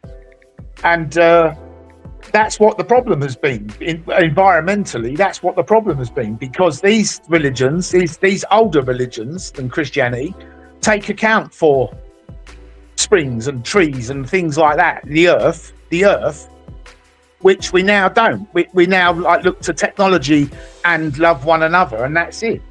Christianity doesn't take account for the earth. I don't think Jesus really mentioned. I mean, he does mention in like when he says look at the birds, like they get what they need, and look at the flower in the fields. That sort of thing. That sort of thought. Yeah, that's great. But there was no focus on Mother Earth, as it was, from Christianity. There is no focus on that nowadays. Certainly nowadays, it's all about us, isn't it? And the rest of animal kind are just beasts, and that we've got sort of we dominate and rule over. Well, there's a thought that in 400 years' time, we're going to look at our treatment of animals today the way that we look at slavery today, 400 years ago, if you see what I mean. Yeah, I mean, that's just part of being on top of the food chain, though. No, but you're not on top of the food chain. You're not. What makes you think that? Yeah, what makes you think that? What makes you think that? What do you think? Do you think that humans are the most intelligent creature on this earth? Because I tell you now, you're not. You're nowhere near. If anything, we're one of the worst, because we've got the capability to be, and yet look around. Look at the craziness. I mean, yeah, I'm not going to deny that there's definitely downfalls that have come from that, but we're the most conceited. It's kind of a hard case to make that we're not like on top of the food chain. It's a really hard case to make, like we can't by ourselves go out into the jungle, but we can tear the jungle down, That's not top, is it? That's not intelligence, is it? Tearing down what's going to provide your your continuity is not intelligence, is it? I mean, that's a fair point, right? But I wasn't necessarily like speaking to the nature of humans and self-sustainability, you know, because we've been on a self-destructive past. As what's going on, Corey Barton? How you doing today, man? Good to see you, brother. Good to see you. We've been on a self-destructive past for a long time now. Yeah, self-destructive. That's the opposite of intelligence, surely. I mean, hey, you know, for the most part, I can agree with you. Yeah. Did you know that we are the only animal in the animal kingdom whose brain shrinks through our life? Well, yeah, because we've developed society, and one of the pitfalls of developing society is avenues of convenience. So instead of us having to utilize our brain constantly to stay alive, to eat, to find shelter, to drink, all those things, we've kind of developed a coddled system that we call, you know, civilization, that helps us not have to utilize it. It's the same thing as like kind of a muscle, right? Where right. You know, right. Like my granddad, he just passed away about 6 days ago, and I think I'm sorry, because I mean, wouldn't it suggest to you that human beings live too long now? Then, well, he was suffering real bad anyway, man. Exactly. Like he had chronic COPD and emphysema, so like he was drowning on himself for, you know, a few years now. That's horrendous, man. Yeah, it is. Yeah. And that's one of the reasons why, you know, like his passing, like I'm sad that I lost him because I love him, but at the same time, like his suffering is over. So it's one of the things that like helps me find a lot of peace in that. But there's you know, amongst other things, right? So. Well, wouldn't you feel better if you had a belief that your granddad has now moved on to level 2? That is to say, better things. Yeah, I mean, that's what I believe. He's in a better place for sure. You know? Right. I do believe that. Is that a better thing where God is the corporation, or is better things that where he is the... I would say, like, all religious context aside, he's not suffering anymore. That's the truth. Yeah, that's the truth. You see, I mean, would seem to me that upon the evidence, right, that's the case. You know, like you begin dying the moment you're born.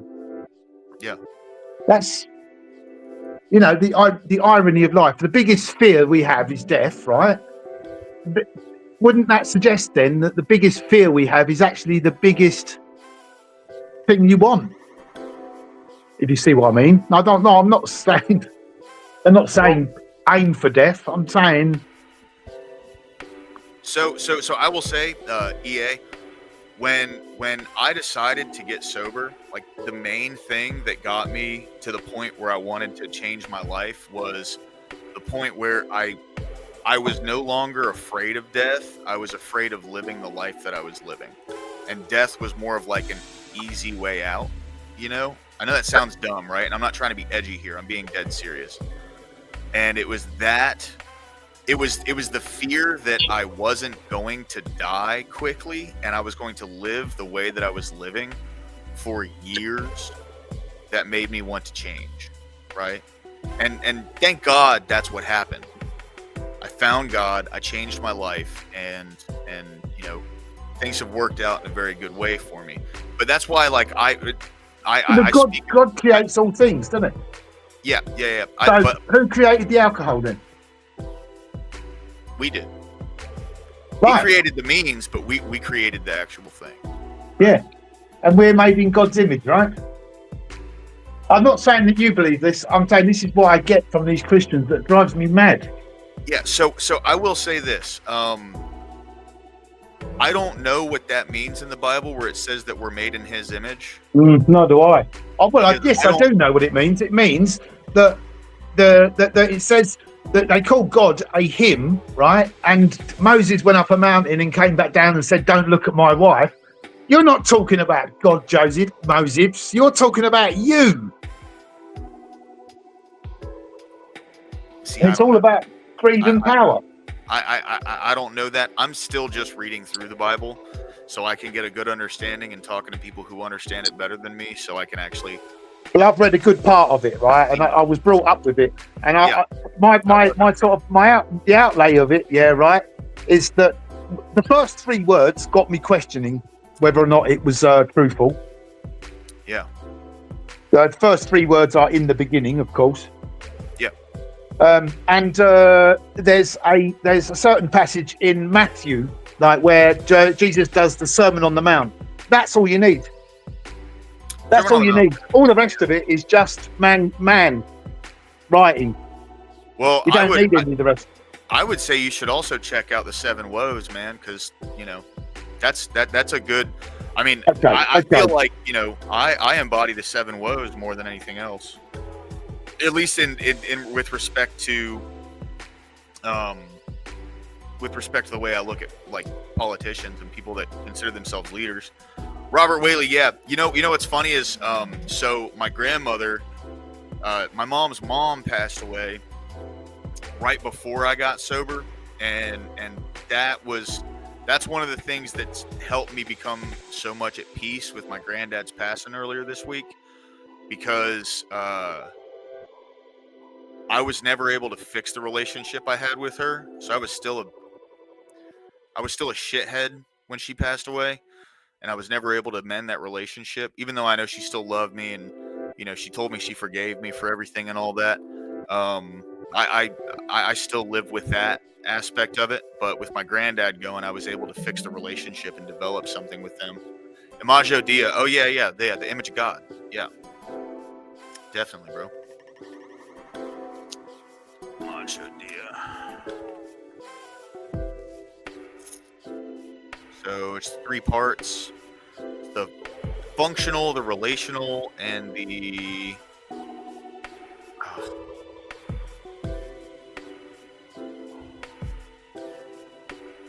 Let me see.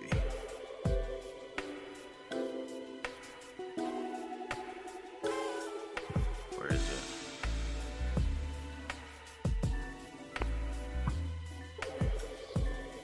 Man, I really want to.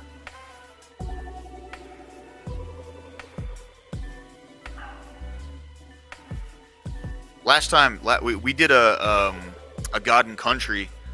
And Corey was up with me, and we read a really good article on that. It was like the guy who wrote it was incredibly eloquent and articulate in the way that he described everything. It's like, every word that he used, he was so careful in the way that he used it, and it really drove the point home, trying to find the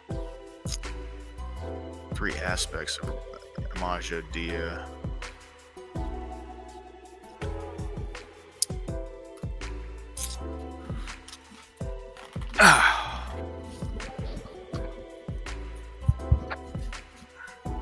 Alright, 1 second.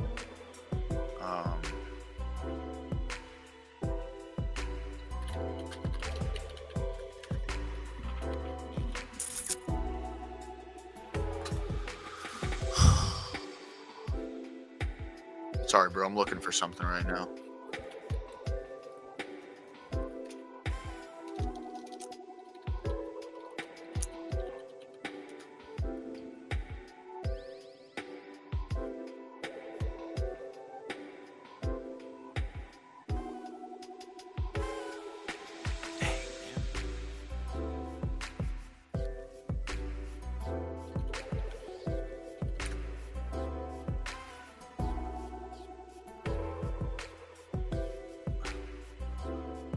I may have to go through my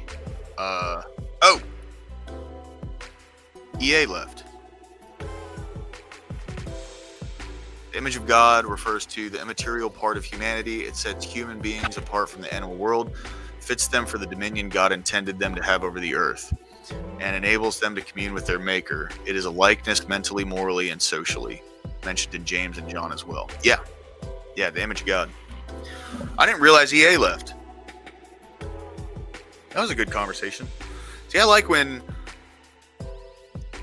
people come up and are willing to have like a constructive conversation.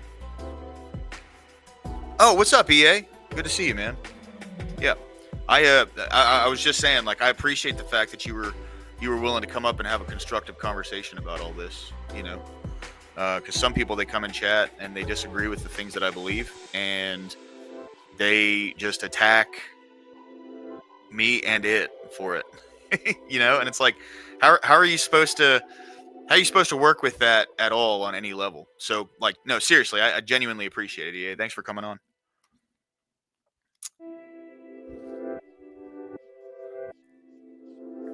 But I'll definitely be looking into that Hutchinson effect a little bit, man.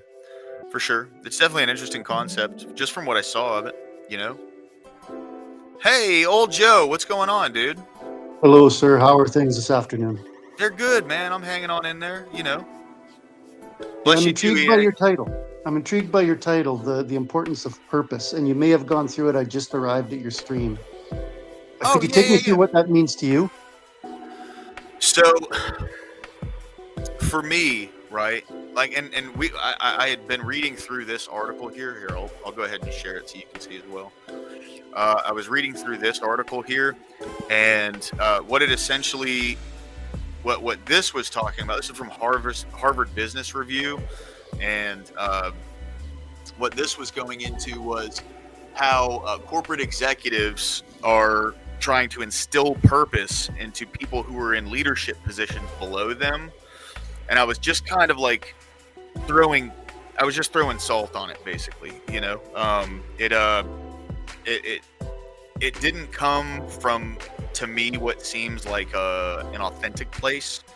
It seemed like, you know, they dealt with like mission statements and you know, to me, when it comes to finding purpose in the corporate sense of things, if I'm an executive and I'm trying to instill purpose in someone who's in a leadership position below me, there is no way that I am not going to be operating out of my own purpose, which as an executive is to appease the shareholders and to increase the revenue and profitability of the company. I'm going to be operating out of that paradigm when instilling purpose into someone else.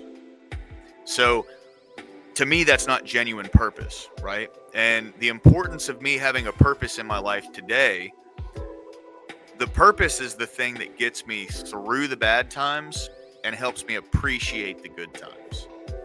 Just to put it as simply as possible, you know, it's something to strive for, something to work, something to build. Yeah, that's a great way of putting it. I didn't want to make assumptions because I hadn't watched the stream.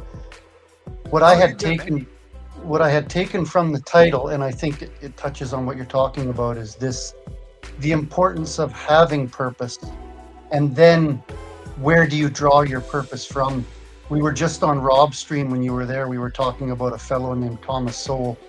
Yep. And he has two ways of looking at human worldviews. One is called a constrained worldview, and the other one is an unconstrained. So let me try and boil this one down.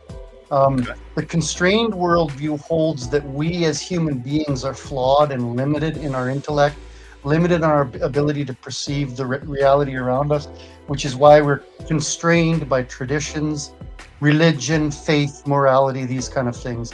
Yeah. The unconstrained worldview holds that we, with our own individual intellect, are basically boundless. We can create our own reality. This is a lot of the worldview that you see existing on the left. Yep. I think these fellows that you talk about, these CEOs, are very likely creating their own artificial purpose using their own intellect, which always comes across as phony. It's bound by something artificial, like you mentioned, which is the stockholders, the shareholders, their own personal ambitions to advance on to another position, what they can show their board of directors, that kind of thing. So it's an interesting point that you make. I think it speaks to a larger problem in our society, in that you will find, and you've mentioned it, when you describe your own purpose in the context of your panel, you will get a certain type of individual that will come up and immediately attack without having a good faith debate. Now, did I understand you correctly when you said that? Some people do, yeah. Yeah, so there seems to be, now let me take a real chance here and say that those people, if you took them in a group and put them all together in a bus, you could drive them to one political party and they would all vote the same way. Yep. Okay, why do you think that is?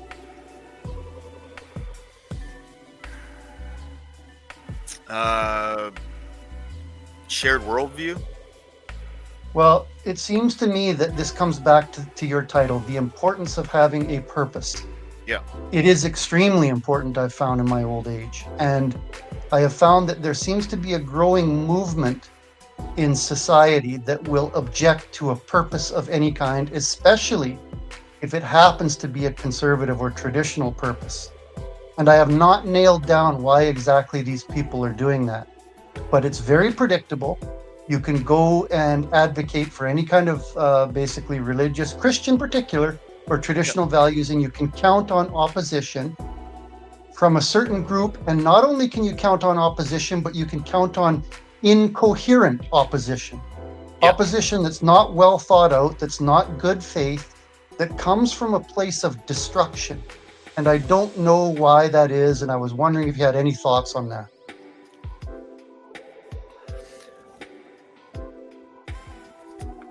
That's a very interesting point.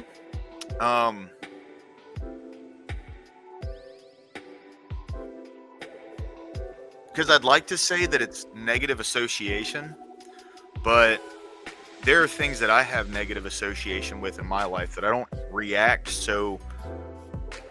I don't know if it's the right word to use, but let's use drastically. You know, I don't have a drastic reaction to a lot of the things that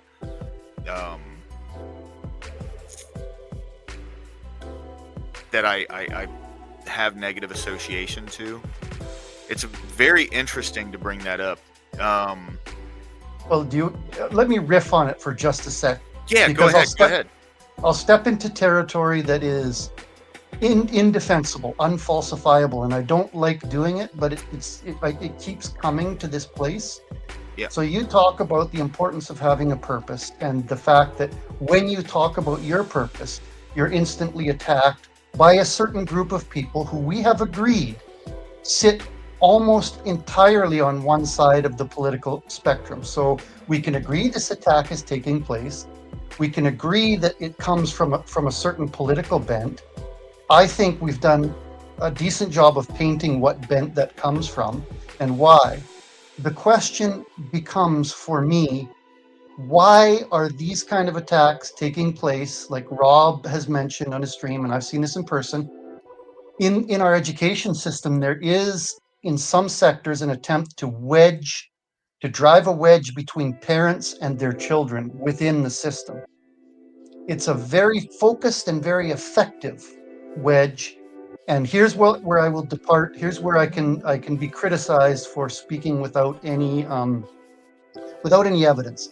Yeah. It seems to me that this force that we're talking about that will criticize those that have a purpose is moving with an intelligence and a reactiveness that I can't describe by a cabal of smart people getting together and working behind the scenes. And what I'm wondering is, when we start to see things, like, I'll give you an example. I took my daughter to a carnival the other day. The carnivals used to be the place where I went with my father when we were kids. And we got the pleasure of seeing two men in dog masks being walked on leashes by another man. And they're known as furries, from what I understand. Now, this is becoming more common and advocated for in our society. Is this the face of evil that we're looking at? Are we looking at evil that is driven by another force other than a human force? Or am I reading into it too much? Dude, you know, honestly, I mean, I'm with that concept. I think it's less about.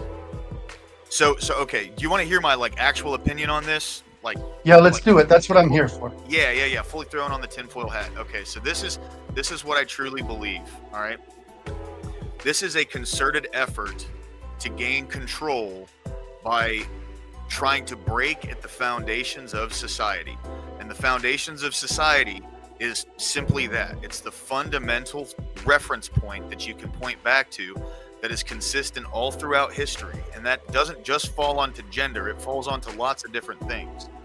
And the way that they do that is especially for advocating for things that don't have any fundamental basis, right? They don't have a consistent reference point that you can point back to. And that way, what people who operate under that paradigm without like a consistent reference point in their life that they can point back to, those people, and this was why kind of in the chat, right, where I said, remember when I had said like it was surprising that you had said that morality should be malleable? Yes. So this is why, like, personally, I disagree with that. This is why I disagree with that, because without having some basis for where your morality comes from, your morality can morph and shift to justify any act. And people who don't have a consistent reference point to point back to, they do that very thing. They justify terrible acts. Like, for instance, let's use all of the deaths that happened in the USSR, through like the 30s, 40s, 50s, and 60s. Okay, they justified that. The people who were in charge of that country justified that, even though they advocated for the opposite. It was still morally justified to them, right?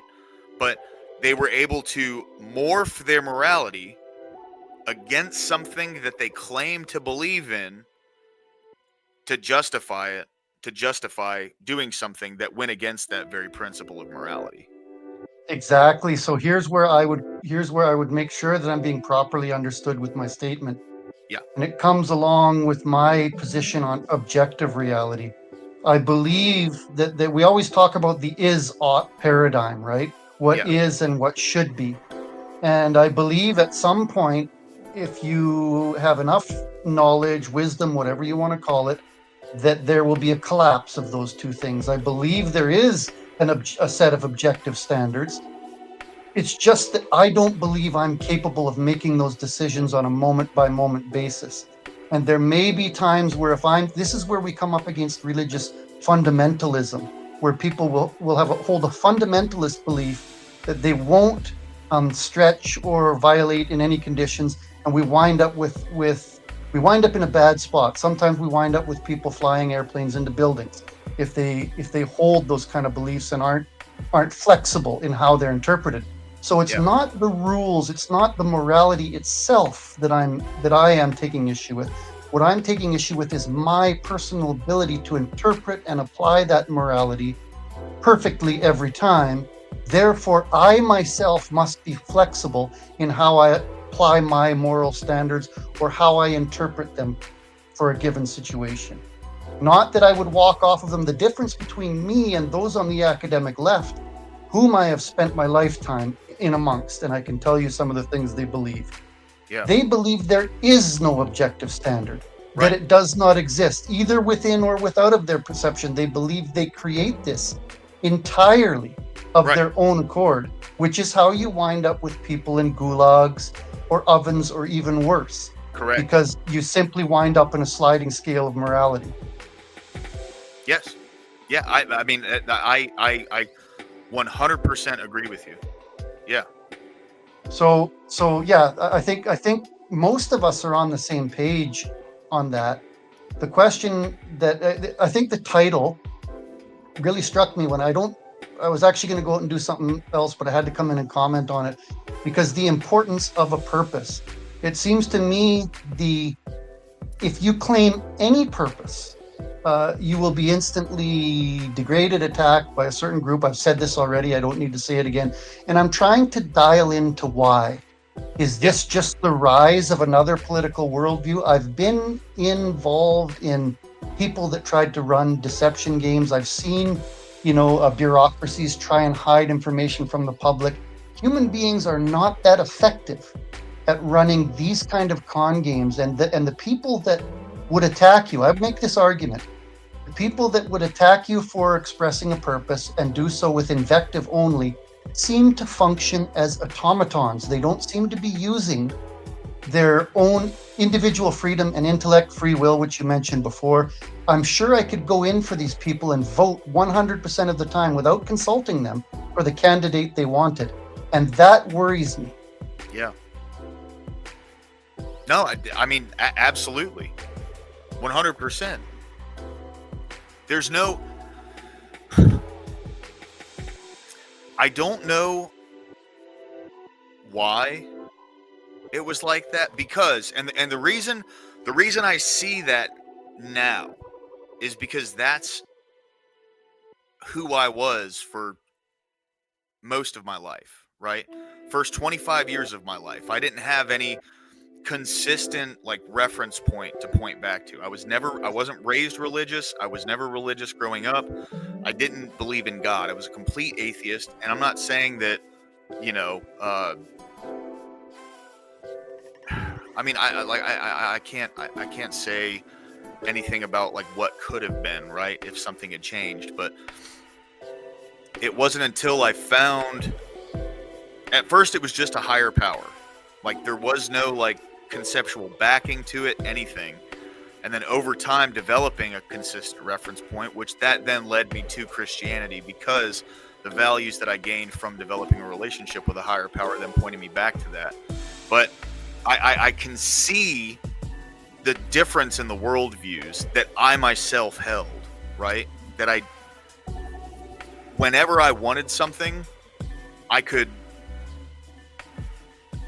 alter and change my morality to grow around that like a clubfoot, so that thing would still be okay, you know?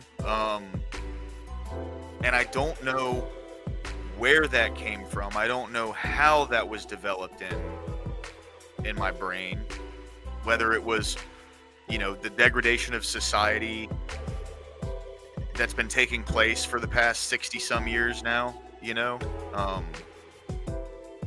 It's just, I think that's a fabulous example that you used. It really draws the point. Altering your morality to fit your preferences rather than altering your preferences to fit a moral code that exists outside of yourself and larger than yourself. And it's been my experience that the people, like I have been within university classrooms where films like What the Bleep Do We Know, if you've ever heard of it, have been pushed by university professors. These are the kind of films that suggest within our own mind, we create our own reality. And if you believe in it hard enough, you can walk through a wall, these kind of things. And those people that, it seems to me, this is once again, unfalsifiable. It seems to me that the group that believes that they create reality in their own mind and their own moral code are not as happy as those that accept that the world is bigger than themselves, that there's a moral code greater than themselves that they should adhere to. That's just my observation. Yeah, for sure.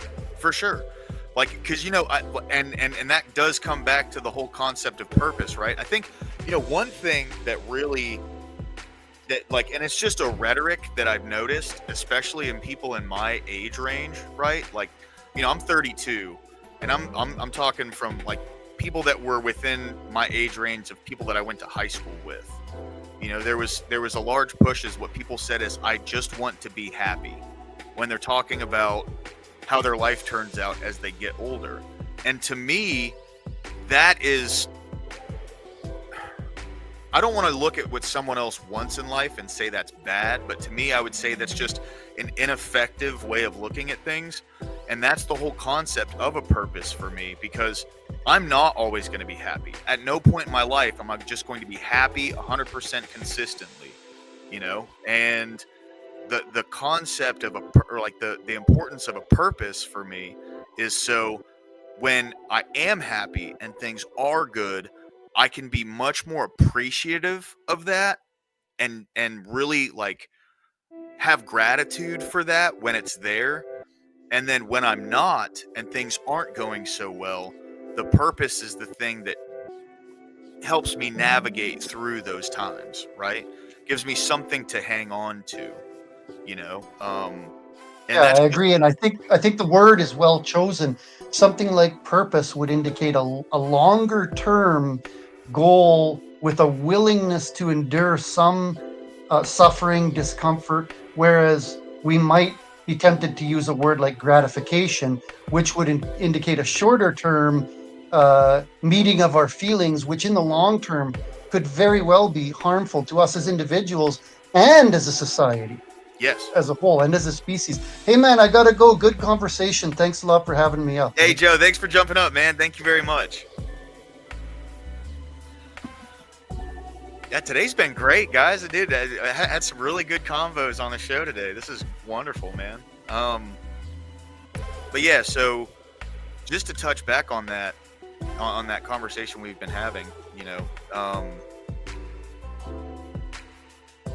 having something take the wheel for me in my life has been so important, especially in the bad times, because as a human being, somebody who feels emotions, someone whose choices are driven by the way that I'm thinking in that moment, because my brain doesn't think the exact same way all the time.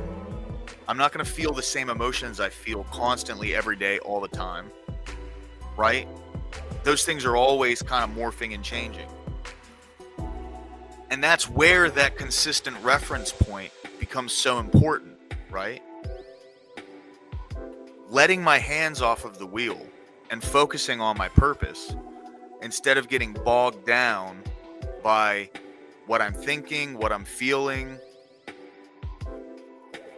That's going to keep me moving straight, right? That's going to keep me going in the direction I need to go by taking my hands off of the wheel. A big part of the 12-step program puts a very large focus on the less about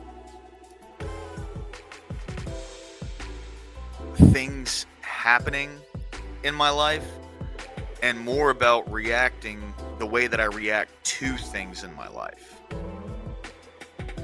And that all comes from internal, right? For me, that's God. For me, that's Jesus. When I look inside and I ask my Lord, what do I need to do? Please give me guidance. I find it every time. That's my practical. I'm a very practical guy. Okay, I really am. It's funny because there are a lot of people, and I'm just being honest here. There are a lot of people who would consider someone who believes in Jesus to be unpractical, but my relationship with God is functional and practical.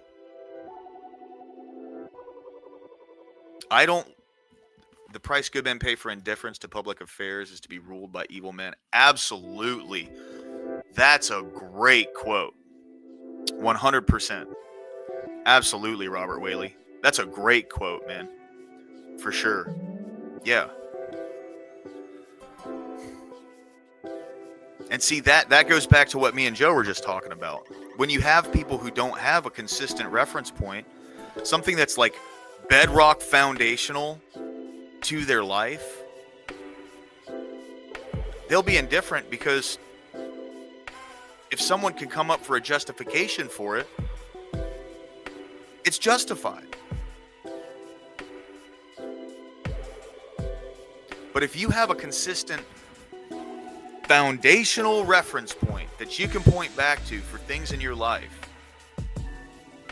people can't justify just anything.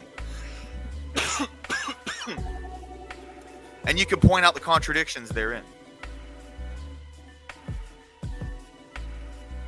I think that's one of the most important things for me, is being able to spot the contradiction and call it out for what it is, right? And I wouldn't be able to spot the contradiction if I didn't have, again, a consistent foundational reference point for me to point back to.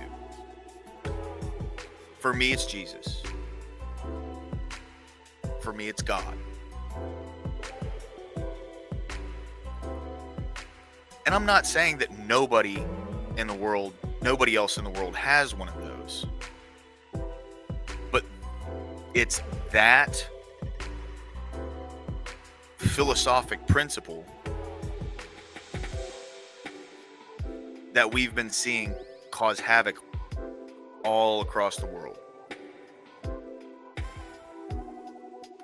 Not the having the consistent reference point.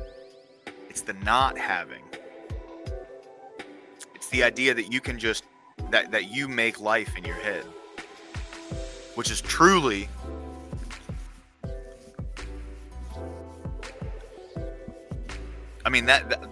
that is the house of Satan. Is it not? Seriously. If you create life in your head, if your foundation of morality can move and manipulate and shift at any whim, you don't have a foundation for your morality. You don't have it. It does not exist.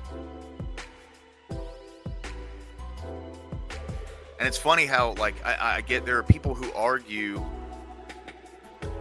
that it's society that governs morality. But then what's society, right? What's society? Because to me, morality is absolute. It's either morality or it's preference. And you can't have both. Absolutely. Yeah. 100%. It's either morality or it's preference. Because morality to me, right, the term in and of itself is absolute.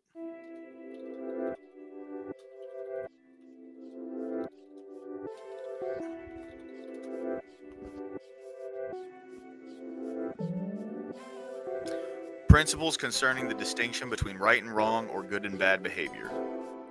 That's like the actual definition of morality.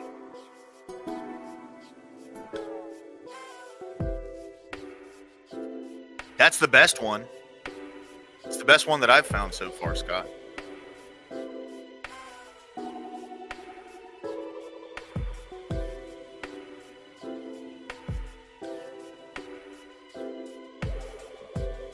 I haven't found a better one.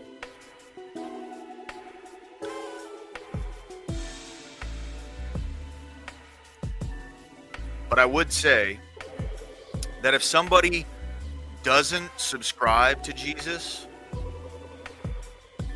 I implore them to find something to give them a consistent foundation for morality.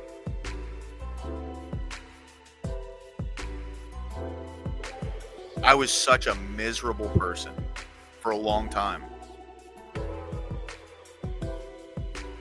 Because I could do things, and in the moment they were completely justified. They were against the moral code. Oh, it's 5 a.m.? Oh. No, yeah, dude, it's like 3 in the afternoon. I slept good last night, bro. I basically passed out once I got off of Jess's panel. I was only on there for a little bit.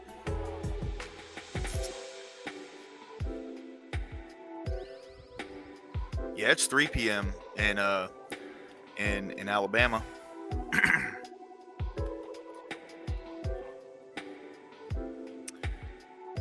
Yeah, 100%. Absolutely, Scott. Well, because God is something that is consistent, right? Hey, Robert Whaley, thank you, man. I'll be praying for her, bro. Have a great night, dude. If you want to, come on back in, whatever.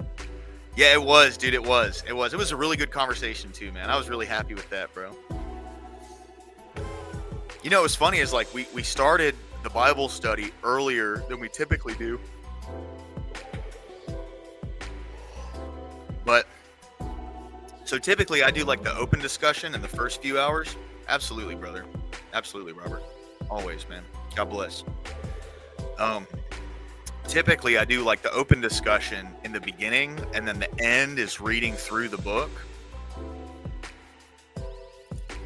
Nice, dude. Nice. Awesome, man. Yeah, it was just funny because we started earlier than we typically do, and I only made it, I think, to like Exodus 27 or 25. One of the two. Can't remember. I think it was like Exodus 20 something. Anyway, so barely made it farther than any of the. I honestly didn't make it any farther than any of the shorter ones that we've done so far. But it was just that conversation that got kicked up was so damn good, dude, that I had to just let it go. Yeah. We finished at Exodus 10. Oh yeah, so it might have been. Let me see.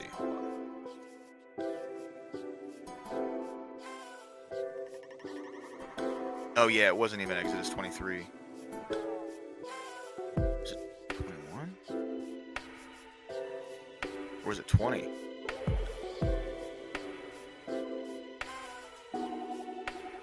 Yeah, it was Exodus 20. Right before the Book of the Covenant. That's where we left off. Yeah, okay, we read through 10 chapters. Yeah. But still, we went so long, man. But it was just that conversation that got kicked up was so good. Yeah. Oh, yeah. Gorilla Biscuits, man. He's Orthodox. I don't know what denomination I subscribe to at the present time. I'm still, like, reading through the Bible and kind of getting to learn what all the different denominations entail, right?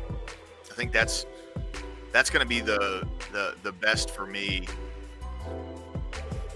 It's going to be, you know, getting a true understanding of Christianity. I don't want to say a true understanding, but like getting at least some basis understanding of Christianity, talking to people that know this thing better than me and all that, before I kind of commit to one specific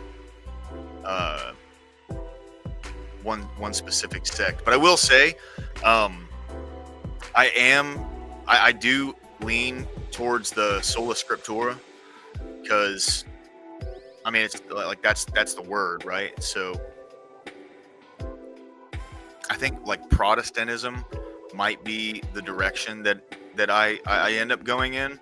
I still need to kind of look into that a little more, you know, just to get a better understanding of it, right?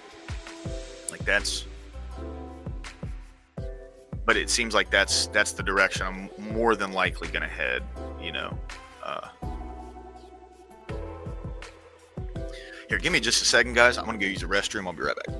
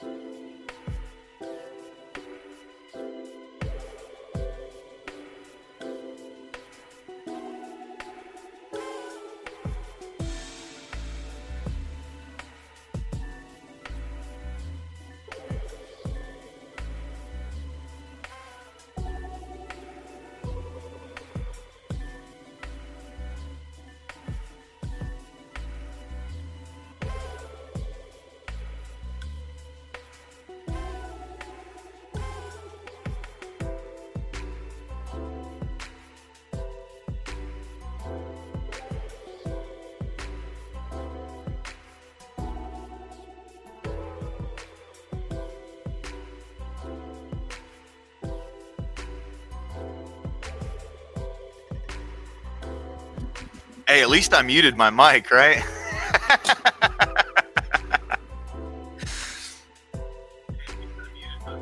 Oop.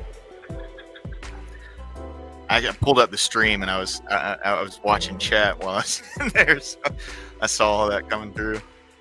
What's up, Marcus Antonio? Good to see you, brother. Glad to have you back, man.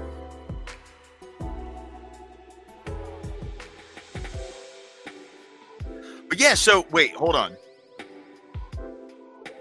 Protestantism has gay and lesbian pastors and pride flags in the church?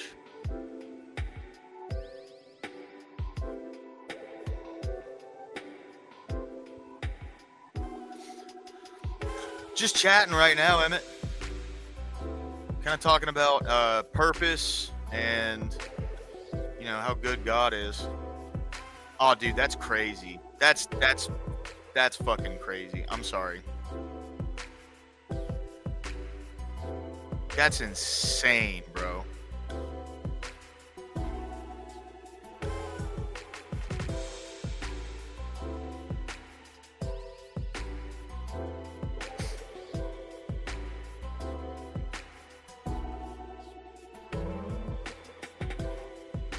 The heretic. Who? I guess I missed that. I think I must have missed that one.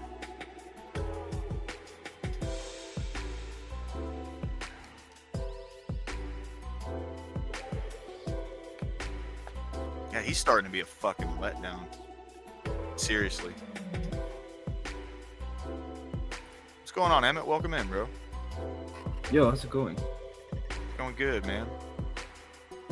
Yeah, don't you remember the supposed female bishop that opened the ceremony for Trump that was pretty much telling him he was a big mini Batman because he was orange? Oh, yeah. I know what you're talking about now, yeah. Yeah, I don't know how progressive their beliefs are, so I'm not gonna go ahead and comment on their theology. But you know, you're not supposed to be a female and a pastor or any form of authority in church. Yeah, 100%. According to scripture. Yeah. That doesn't mean that females don't have a role in the church or they cannot talk about Jesus Christ or anything like that. It's just Yeah. They could just make the food we eat after the service, right? Like. Well, that's a given. That's the great gift of God that have provided them for the service of others. Let's be honest. Let's be honest. Funny as hell, Edward. That's funny as hell. Thank you for that. Tim painted McDonald's. That's a good one. That's a good comment from Mr. Vista. Yeah. Oh yeah, for sure, bro. For sure. Lutheran. All right. So see, like I this is getting a little like outside of my wheelhouse. I don't know the difference between. I know like Protestantism is like Lutheran is part of Protestantism, right? Yeah. Okay. So just as a quick because there's a lot of different sects, right, of Christianity. Yeah. So, real quick, I think this will help you. We start with the church after Jesus Christ, the 1st century to the 6th century. It's mostly like Christians, and they're divided in different areas. From there, we have the basic heresies that were of the time, like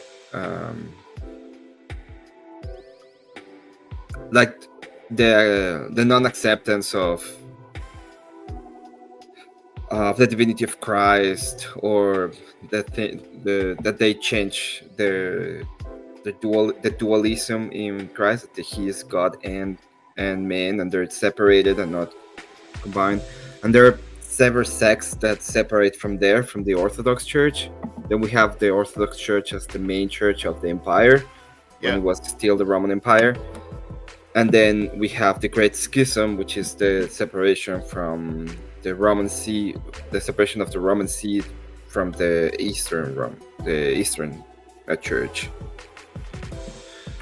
So the two biggest churches per se is the Roman Catholic Church and the Orthodox Catholic Church, which are the two.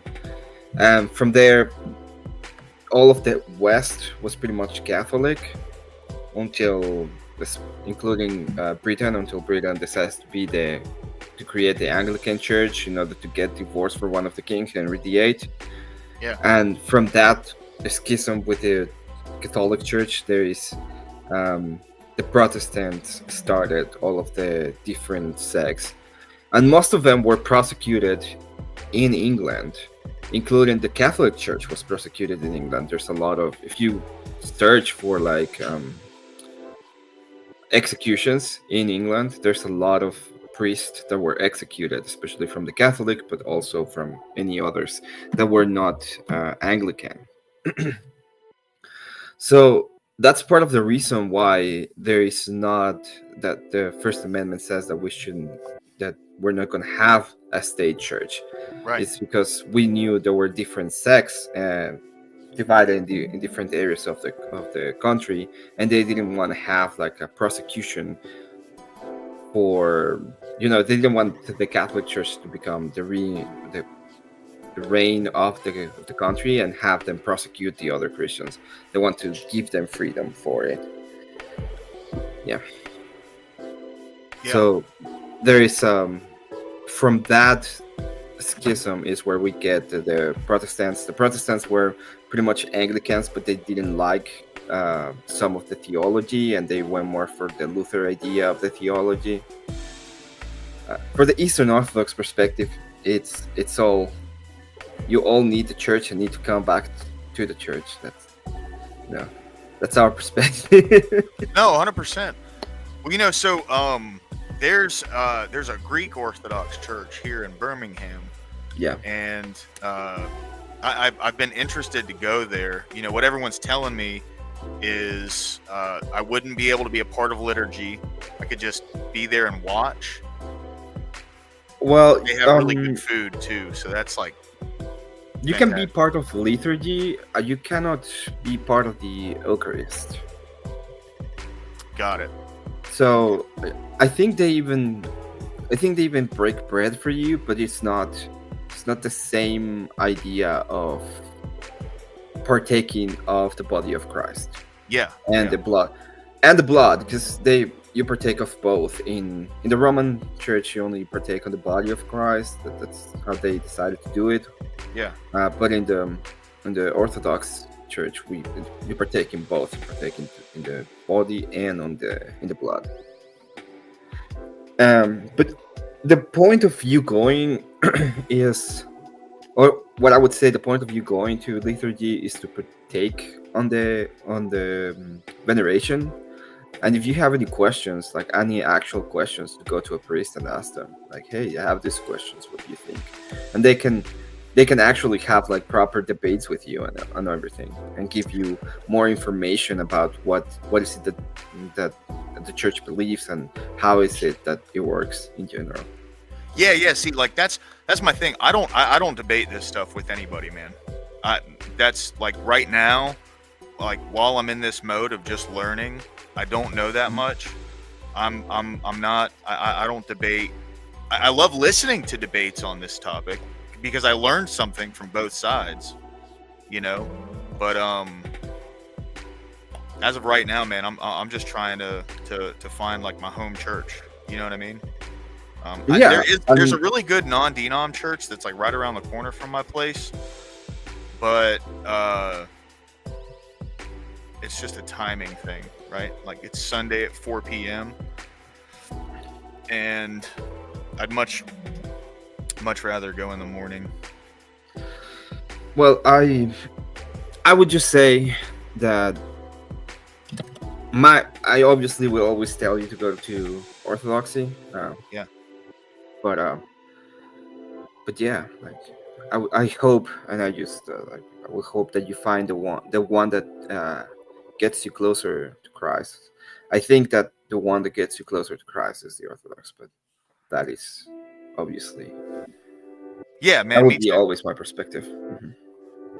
Me too. Yeah. I think that's going to be the way that I do it, though, is by actually like going and seeing how things are done.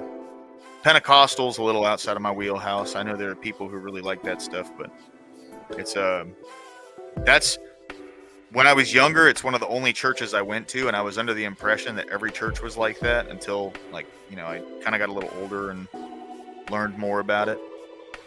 But I thought that was the only kind of church. And let me tell you, I don't know if have you ever been to a Pentecostal church? Probably. I'm not entirely sure what is the difference. I've been with one of those that is full rock on. Yeah, they like speak in tongues and shake on the ground and do all. Oh, no. I was talking about the ones that they have like the pretty. They have Christian Metallica and they go on the stage and you sing. Oh, dude, I love Christian metal. One of my favorite bands is a Christian metal band. Always has been. Yeah, I'm not saying it's bad. I'm just saying that that's how it goes. Like you go in, there's always a band playing. You start singing. A preacher goes on, starts giving its spiel. Yeah. That's probably like I've been to that one. I know of the Pentecostal with the tongues and things. I don't know. It's, as I said, I think it's all encompassing, so it is hard for me to think of the other ways of adoration to be correct. See, well, so I would say Mistafista, that's something that kind of draws me towards that, because I already view fasting and, you know, sacrifice in the sense of like being meat free and stuff like that, you know.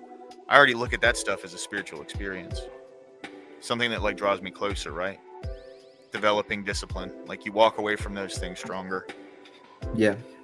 Well, the other thing is there's a lot of it, and that Chris will always encourage you to partake on it. And you're really encouraged to partake on it because of the spiritual sense, but it's not a full mandate. You know, if you have to do something and you cannot partake on it, you can. It's understandable that you didn't partake on a feast, for example. Let's say that you're traveling and you need to eat because you're going to be working. It's not like, oh, you have to do it, or you have some kind of damnation. The idea is to get you closer to Christ and to have that kind of spirituality. Yeah. But it's not. It is. You're encouraged to do it, but it's not a mandate to do it. Yeah. But right. And that's the thing, you know, is like that. It gives me an option to do that. Yeah. See, like this is what I was saying. Like, you know how I constantly say how as I developed a relationship with a higher power before I was religious and before I found Christ, like my value systems kind of lined up with Christ, and that's what drew me to Christ. You've heard me say that, right? Emmett? Yeah. Yeah. So like it seems like my value systems might be pointing me in the direction of the Orthodox Church. There's no Orthodox churches that have fucking pride flags or like lesbian pastors or anything, right? No, not if I think if the Orthodox ever saw anything like that, they would 100% get rid of those people. They would call them heretics and they will cast them out. I think there was a news a long time ago. I read it that some guy tried to do a gay marriage in Russia, and the patriarchy destroyed the church. Like they leveled it for doing that. Really? Yeah. Inward. See, Mennonites, I've always wanted to meet Amish people and talk to them about what they believe in, because their way of life is incredibly interesting to me. I don't think I could ever live that, but it is a very interesting lifestyle to me. That would miss your lives. That would be a hit take on the internet. Yep. Yeah. I don't know of any Mennonites that stream. You know what I mean? What do you mean by that, Scott? Because Paul founded the church of the Roman See had two founders. One is Peter, and the other is Paul, and that's why they were named as the head or as the first of the equals when they had the canon of structure.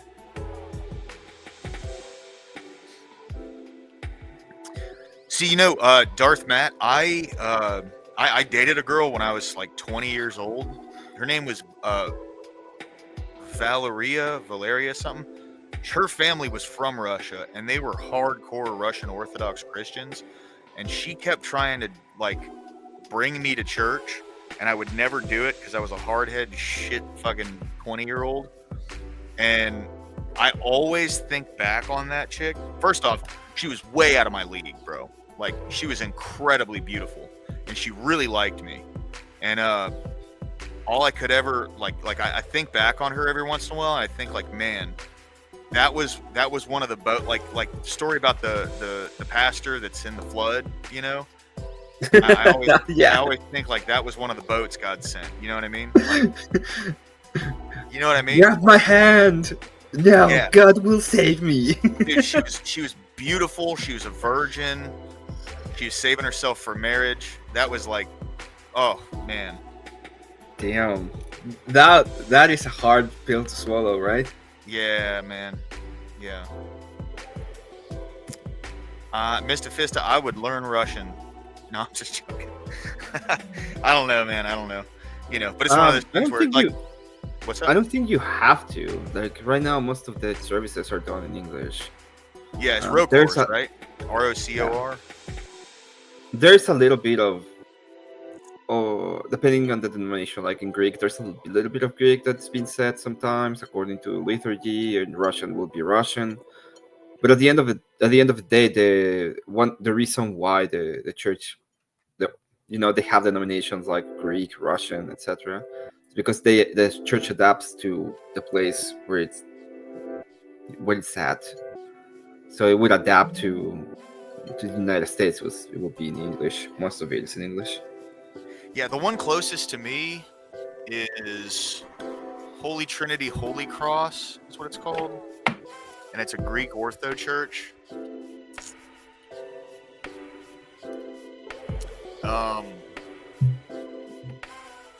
Greek Orthodox Cathedral. The guy that runs the service there, I don't know, is he a father? Is that what preachers are called? That would be a father. Are they? Okay. Yeah. A priest, yeah. Priest. Yeah, he speaks fluent English. He doesn't sound like he's... No, he's probably from the US. Yeah. He adapts. Yeah, but they do a bunch of ministry and stuff like that, which is really cool. Definitely interested in that.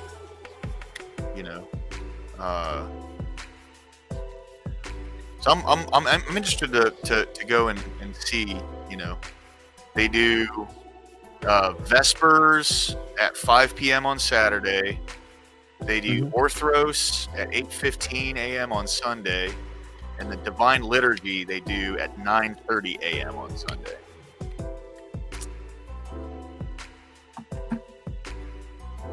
They probably have, maybe, but they probably have a service as well on Wednesday, which is just like, or Friday. I'm not entirely sure. This one on their website here. Hold on, I'll bring it up. Just like prayers. Yeah.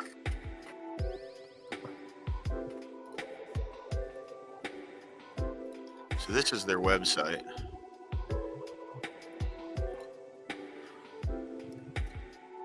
But yeah. This one seems legit. I think there is Oh, they have an online calendar. Okay. Ah, yeah. Okay, so today Firehouse Shelter. What's in purple? I can't see it. Oh yeah. Hold on. All right. So.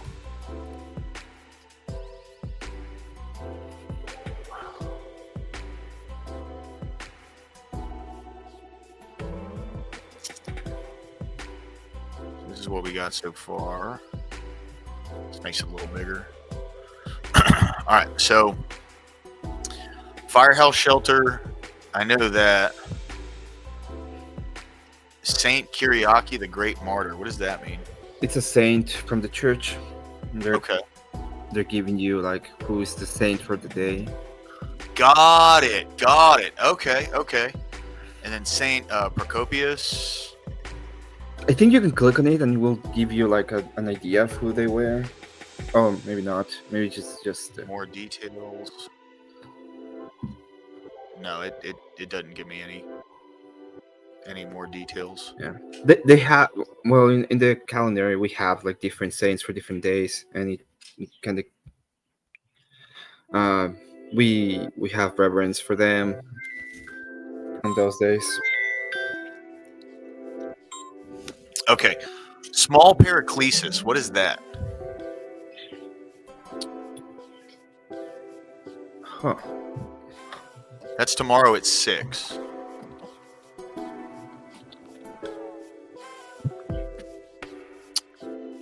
Or not tomorrow, Wednesday at 6, sorry.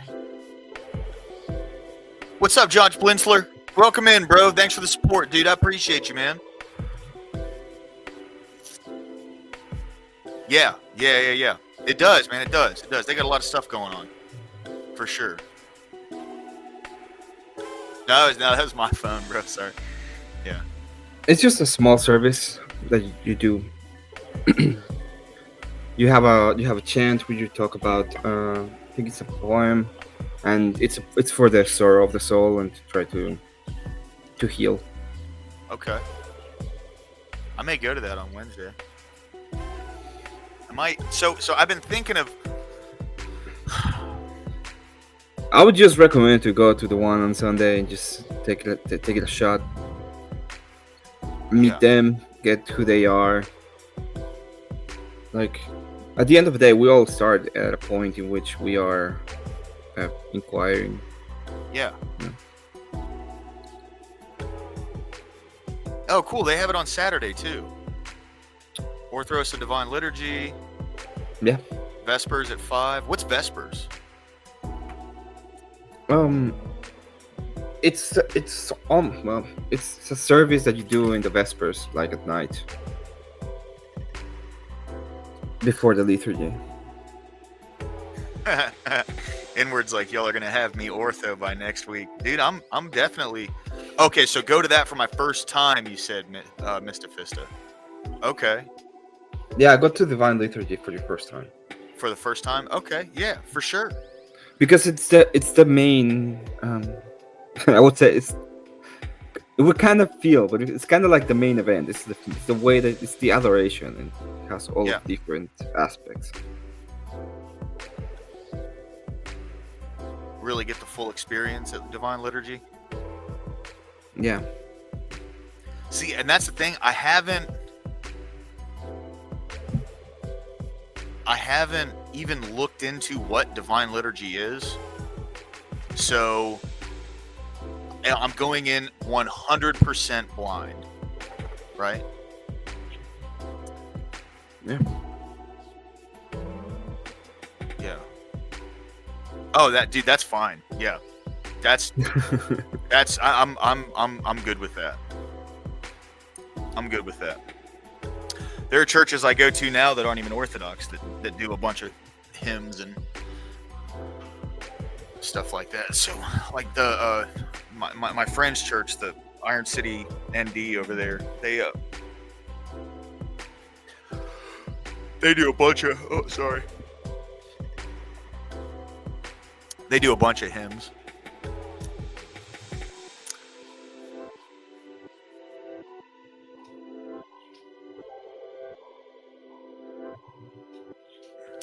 Oh, yeah.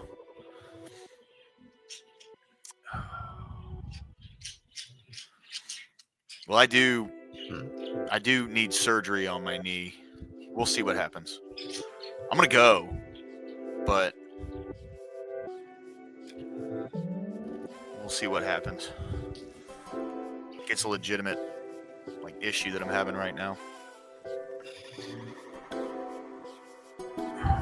They gotta cut me open and fucking wrench around in there and figure out what's going on.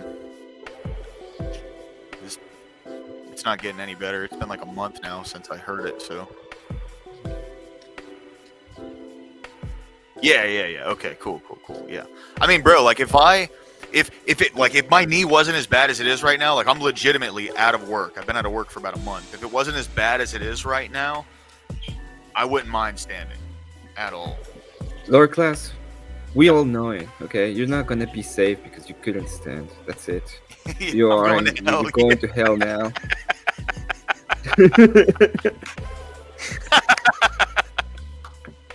That's funny. Yeah.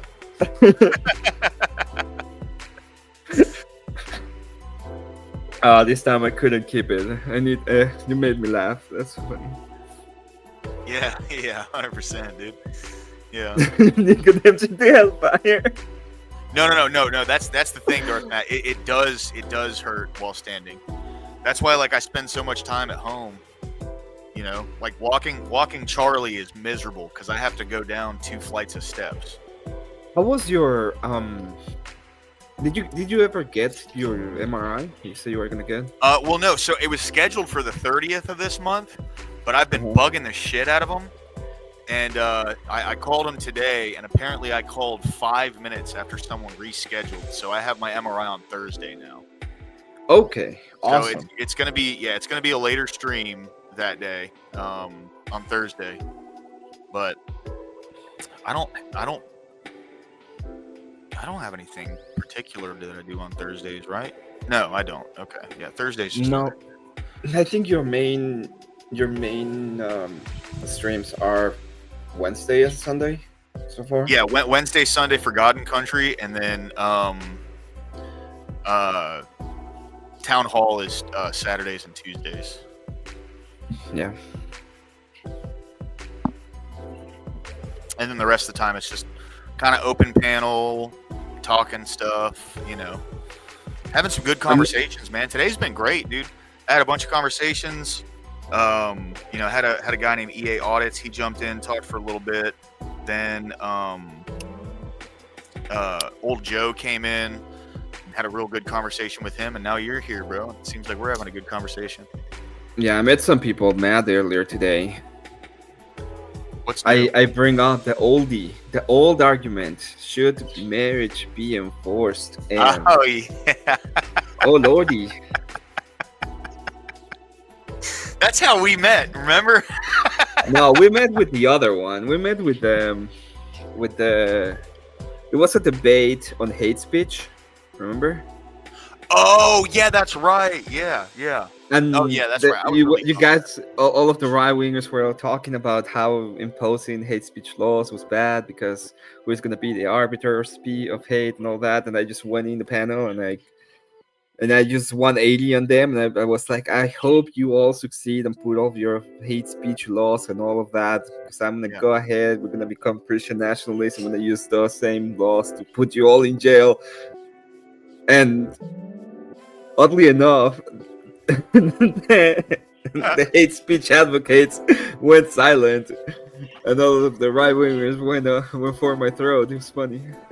Yeah, oh yeah, 100%. Well, they were probably recoiling in fear, honestly, dude. All the hate speech advocates. It's so funny when you use their same logic against them. Like if you fight their authoritarianism with more authoritarianism, they recoil in horror. It's so funny, dude. That's morally reprehensible. It's like, well, you want the same fucking thing. Are you kidding me? You know what I mean? I think it was with Effigy. Once we were talking about fascism, and we ended up being what is the where do you get your morals? And he was like, oh, it's my it's my preference, and I was like, okay, so it's both our preferences, right? My preference versus your preferences. What is wrong about me and a bunch of Christians using our preference to impose Christianity upon all of you? Well, the problem is it's not his preference. Yeah, who cares? Right. It's not. It doesn't matter at that point. It doesn't matter. It doesn't, That's what I'm it's not saying, about yeah. preference anymore. Yeah, that's what I'm saying. The only reason they're upset is because, yes, morality is preferential, but if you don't have the same preferences as me, you're bad. And it's like, what are you talking about? You know what I mean? Or like, at least with Jesus, I have a consistent foundation that I can point back to, I can reference to when I'm talking about morality. You know, when it comes to God and what God has to say, this is something where it's like, that is it, and that will not change. Right, Mr. Vista, exactly. But even if you were to grant it and be like, okay, fine, it's not true. Let's pretend that what you say is correct. It's not true. I'm gonna grant your worldview. Yeah. So what? At that point, is my preference versus your preference, and it's just force doctrine. So whoever has the force is the one that has. Whoever uses the force is the one that's justified. Yep. Oh, damn, Scott. Hope you're better. Oh, I think you told me about that. Didn't you say you got in a real bad car accident? Wasn't it a car accident? Or was it something else? I forget. I remember we had this conversation when I was talking about my grandmother breaking her neck back in the 80s.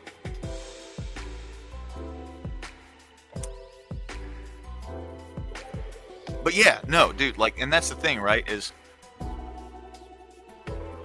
luckily the people who want to push this, they don't have any force. They don't have the capability to force it, right? They have the capability to try and manipulate and get into people's minds to get them to capitulate voluntarily, but they don't have the means of force. And that's why we need to get them the fuck out of our government. Because if they're in our government, they're going to have means of force. We have the most powerful military on the planet.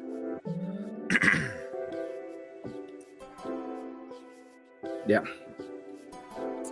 That's why, like, you know, that's where my radical side comes out a little bit, where I go, man, I just hope they start slapping handcuffs on these motherfuckers soon, dude. For real.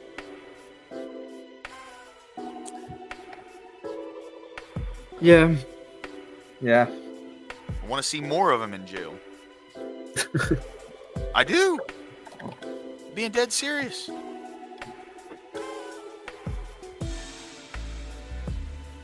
Listen, okay, you don't have to convince me. I'm already there. Okay, cool. Yeah. Some people when I say that, some people get all weird about it, and it's like, no, dude, no, not at all. Not one step back, bro. That's what that means. You know, like, these people need to go. They need to go.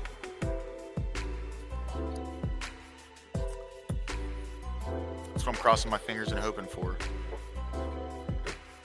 With the DOJ coming out and saying there's no client list and Epstein didn't end himself, I've lost faith in Trump in that regard. But that's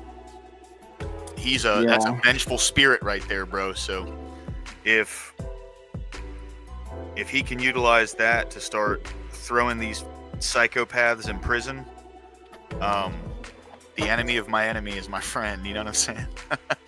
That's where I'm at with Trump right now. You know. Well, I don't think we're gonna see much change, at least for now.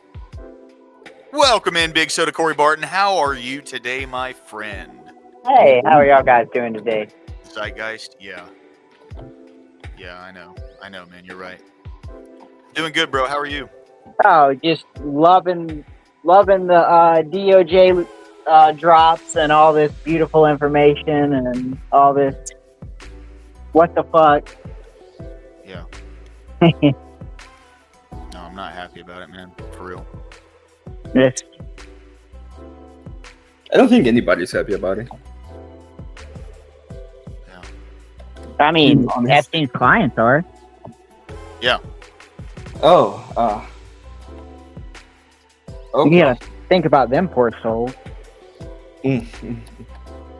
My bad. I wasn't thinking of a very small, of a very small country in the middle of the Middle East.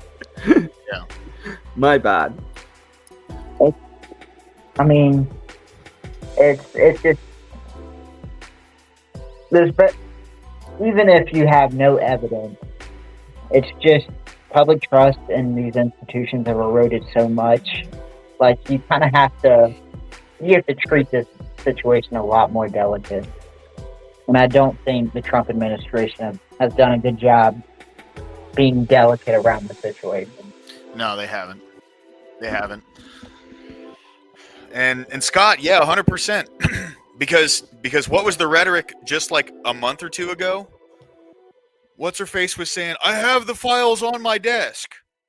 I've seen all these videos involving children, or like there's all these videos involving children, and now they don't have anything. Give me a break. Well, what happened to those 10,000 files that we found in the New York office? Right. Yeah. Was that just a whole bunch of, I don't even know. Like, it's wild. Are you telling me the only thing we have is, a couple of, or I guess the only thing we've gotten is a couple of new additions to the flight logs, and that's about it? Because we got the flight logs and we got a couple other files and that, but you telling me that's it? If that was it, why haven't we dropped it? Yeah, it's not great. Yeah, we have thousands of videos. Exactly, Scott. You telling me people just that there was no blackmailing behind that? People just did it on their own free accord? So where's the charges at? That's exactly what it was. They got something on some people, and it's either, people that we don't want to be in there are in there, or that's just where I'm at with it. I don't care if it erodes trust. I need it. I need it because 100%. trust is already gone. It's like there's no argument where you can say, well, we can't just release it because it would throw people in chaos. No, that these are our files paid by our tax dollars, investigations done by us with our money. No, we need to see it. The only thing you're justified not to show is the explicit videos themselves. Mr. Fisty, you're not lying, dude. They did. You're not lying. Well, let's say they're not terrified. Let's say they're put in a position where, they can't release it and they know about it. It's like, at a certain point, is your duty to Trump or is your duty to getting the answers? Well, so what the going theory of people who, like, I don't want to say they're necessarily for the files not being released, but what a lot of people, like at least people that I've talked to, they all think is that there's an amount of people that are in these files that if they were to release them, it would crash the economy. That's a good. I mean, and I think that's fair because I think we talked about that not yesterday, but maybe 2 days ago. Yeah. Still, crash it. Because if you're telling me we're just protecting this man, I mean, have you seen pictures of? There was a documentary that dropped not that long ago of the type of prison that Ghislaine Maxwell was at, and it's a very comfy prison. Like they've got a lot of amenities, And it's like, so you're telling me you're only asking her to serve 20 plus years there? That's a win. In basically a Ritz-Carlton, where she probably has conjugal visits whenever she wants them. Yep. You know, like, let's be real here. Prison's about money. It just, like, to say that there's no evidence that even links it. Like, I could understand them coming out and saying there's no proof, but to say there's no evidence, you're telling me out of all those files, there's not one shred of evidence that links someone to being blackmailed? Yeah.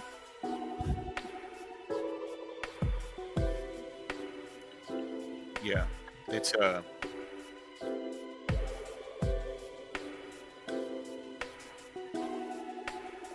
It was heartbreaking.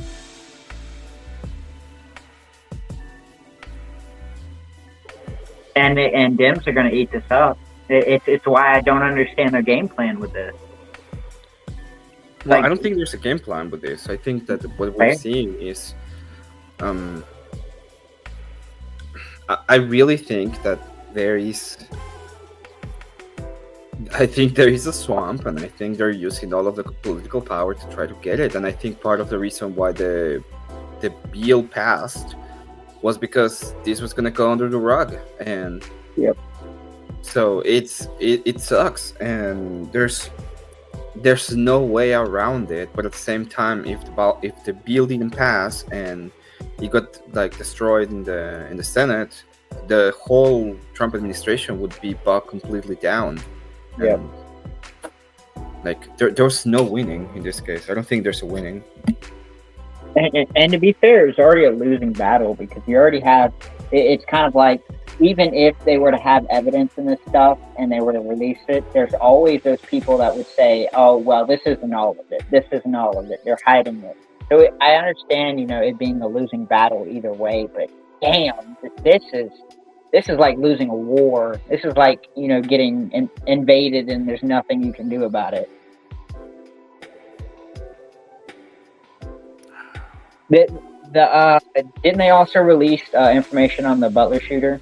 Or didn't Trump make a statement that he was happy with the Secret Service and their investigation with the Butler shooting? So here's my thing. If there's no evidence, prove it. Release the files then. Agreed. You can't tell me the only thing left that you haven't released is just the videos. I know there's files. I've heard rumors. I can't verify this, but I've heard there's still accounts that connect to Epstein that are still operable to this day, and they're still having money transfer in and out of it. I haven't been able to fact check that. I was going to do a deep dive into it today if I could find anything that kind of correlated with that.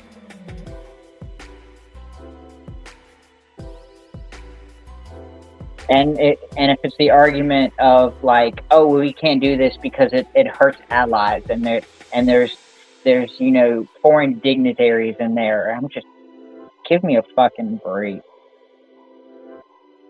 I don't think that's the case. I think it has to do with what I'm saying. I think it was part of the bill.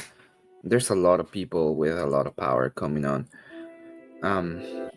So yeah. That's fair. I don't think it's a good thing, by the way. I think it's pretty awful. I'm just trying to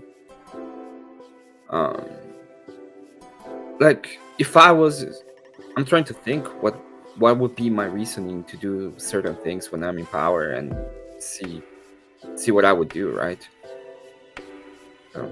I've heard one potential rumor that I give maybe a 0.001% chance of even being possible that the Trump administration is using these files themselves to then blackmail what people would call the administrative state or the deep state.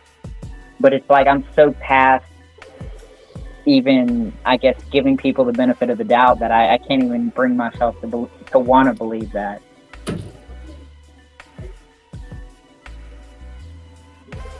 Oh man, I can't.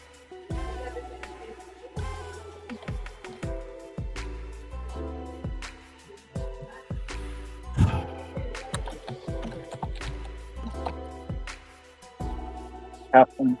It's a tough L to have to stand on the side of. Yep. But it is what it is. You have to accept Yeah. it That is true. and have to live with it. I know, man. And to be fair, it's like, what are the odds we would have even found this out? It's like, with how much this has been, they've done their best to kind of cover this up. I mean, the odds of us ever finding out about it were already slim to none to begin with.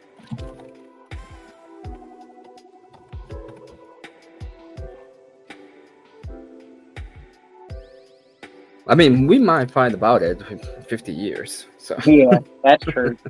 Yeah, after everyone involved is dead. But it seems like that's the mechanism our government relies on. It's kind of like, well, we can cover it up now. We just got to wait, like, I don't know, 25, 50 years, wait for most of the people involved to be dead. And then, then we can release it once you put in your Freedom of Information Act.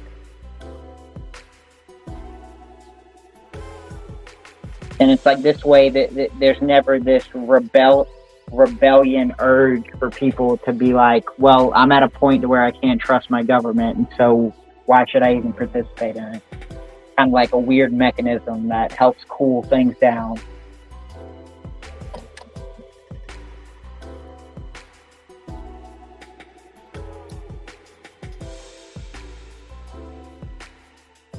Don't forget Virginia Joffrey. She just, randomly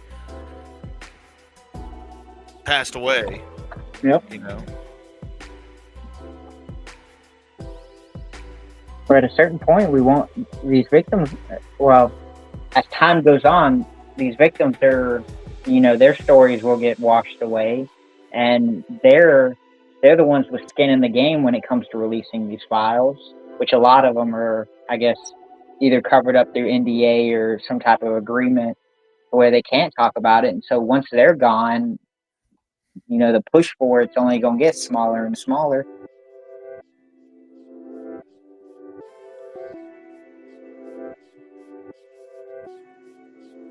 Do you see Charlie Kirk reporting about his how there's bipartisan support pressuring Trump to sign the amnesty deal? The what? Yeah, let me. I got Charlie Kirk's tweet. I'll send it to you.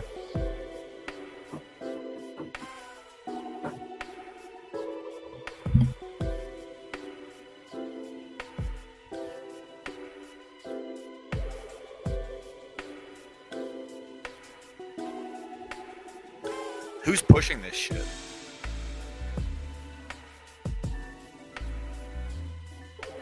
Oh, man.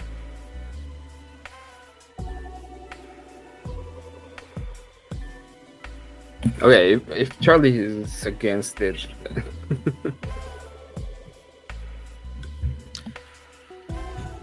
Sorry, bro. I'm just getting to these chats, Mr. Fista. All right, Mr. Fista. Honestly, I think a part of it is we get the leaders we deserve, and for half a century, there's been mass child. Yeah.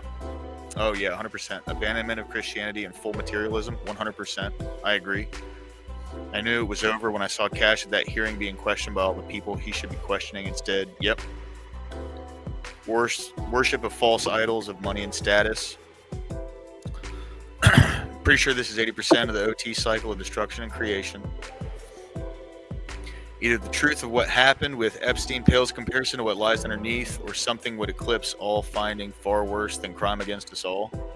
No, Well, I mean, like, dude, I just genuinely, I believe, like, we're not going to release it because it's going to be damning to that little patch of sand over in the Middle East, bro. Well, Straight up. And to be fair, this can't be the darkest government secret that we have. No, there's way worse, bro. Yeah, it's like it to me. It always seems like a safe assumption that there's always something darker. I sent the Charlie Kirk video to you on X, lower class. All right. It's just kind of him talking about, like, I guess he's claiming the reporting of there's bipartisan support. We're trying to work on convincing Trump to accept like an amnesty deal for the illegals.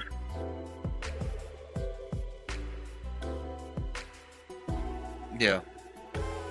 I mean, I agree with you 100%, Mr. Fista.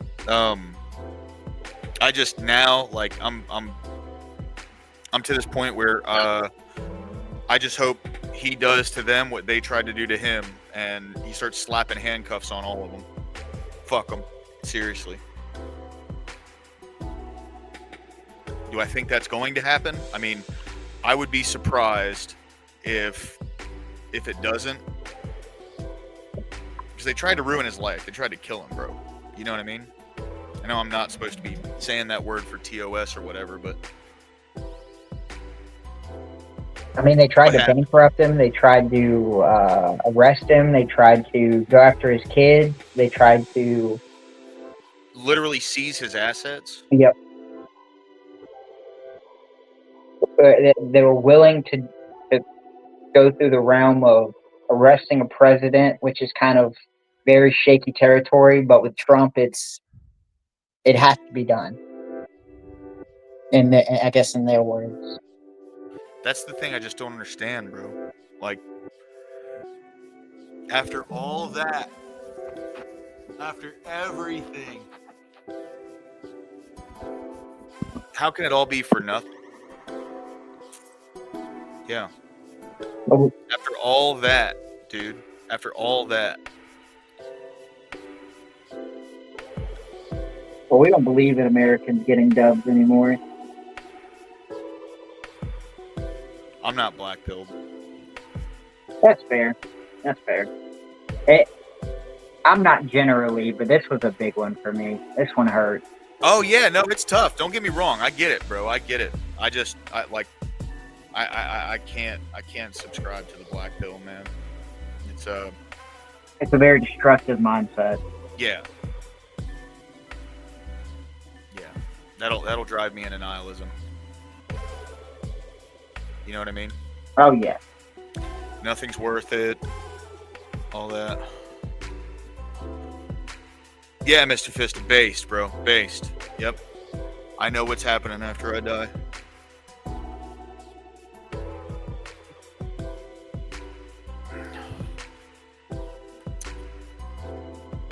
They may think they've escaped it for now, but when everything's said and done, there's a certain level of punishment that they will receive that is not up for me to decide. Yep. And I'm not going to let the evil deeds of other people take away the Christ inside, man. It's not going to happen. You know what I mean? Oh, yeah. Can't.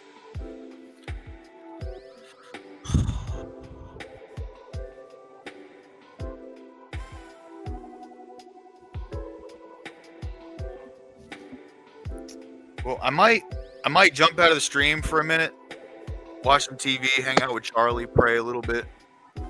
You guys want to end off on a prayer today? That sounds like a plan. All right. Emmett, Big Soda, either you guys want to start? You just want to take it, or you want me to take it? I was going to say, I'll let you take it. All right. Yeah, I guess. God, thank you for bringing us all together today. Thank you for all of your blessings. Thank you for the trials and tribulations of life. It's helped bring me closer to you, knowing that only through you can I get through these things, no matter what it may be. And no matter how these situations turn out according to your will, may everyone here who is gathered here for you today get stronger with you through these times. I pray that your hand touches 1 million lives every day. Let this be the crusades that we need to change the course of history. But thy will be done, and nothing more. In Jesus' name we pray, amen. Amen. All right, boys. Hey. I'm gonna relax for a little bit. I might jump back on stream here in a few hours. I'm just going to. I'm gonna keep praying a little bit. Get some more water. You know, get hydrated. Get a little food in me. So hope to see you guys soon. All right. All right. God bless. God bless, man. Y'all have a great day. God bless. Okay. Thanks for stopping in. K2, what's up, dude? Sorry you just jumped in. Peace, guys. Peace.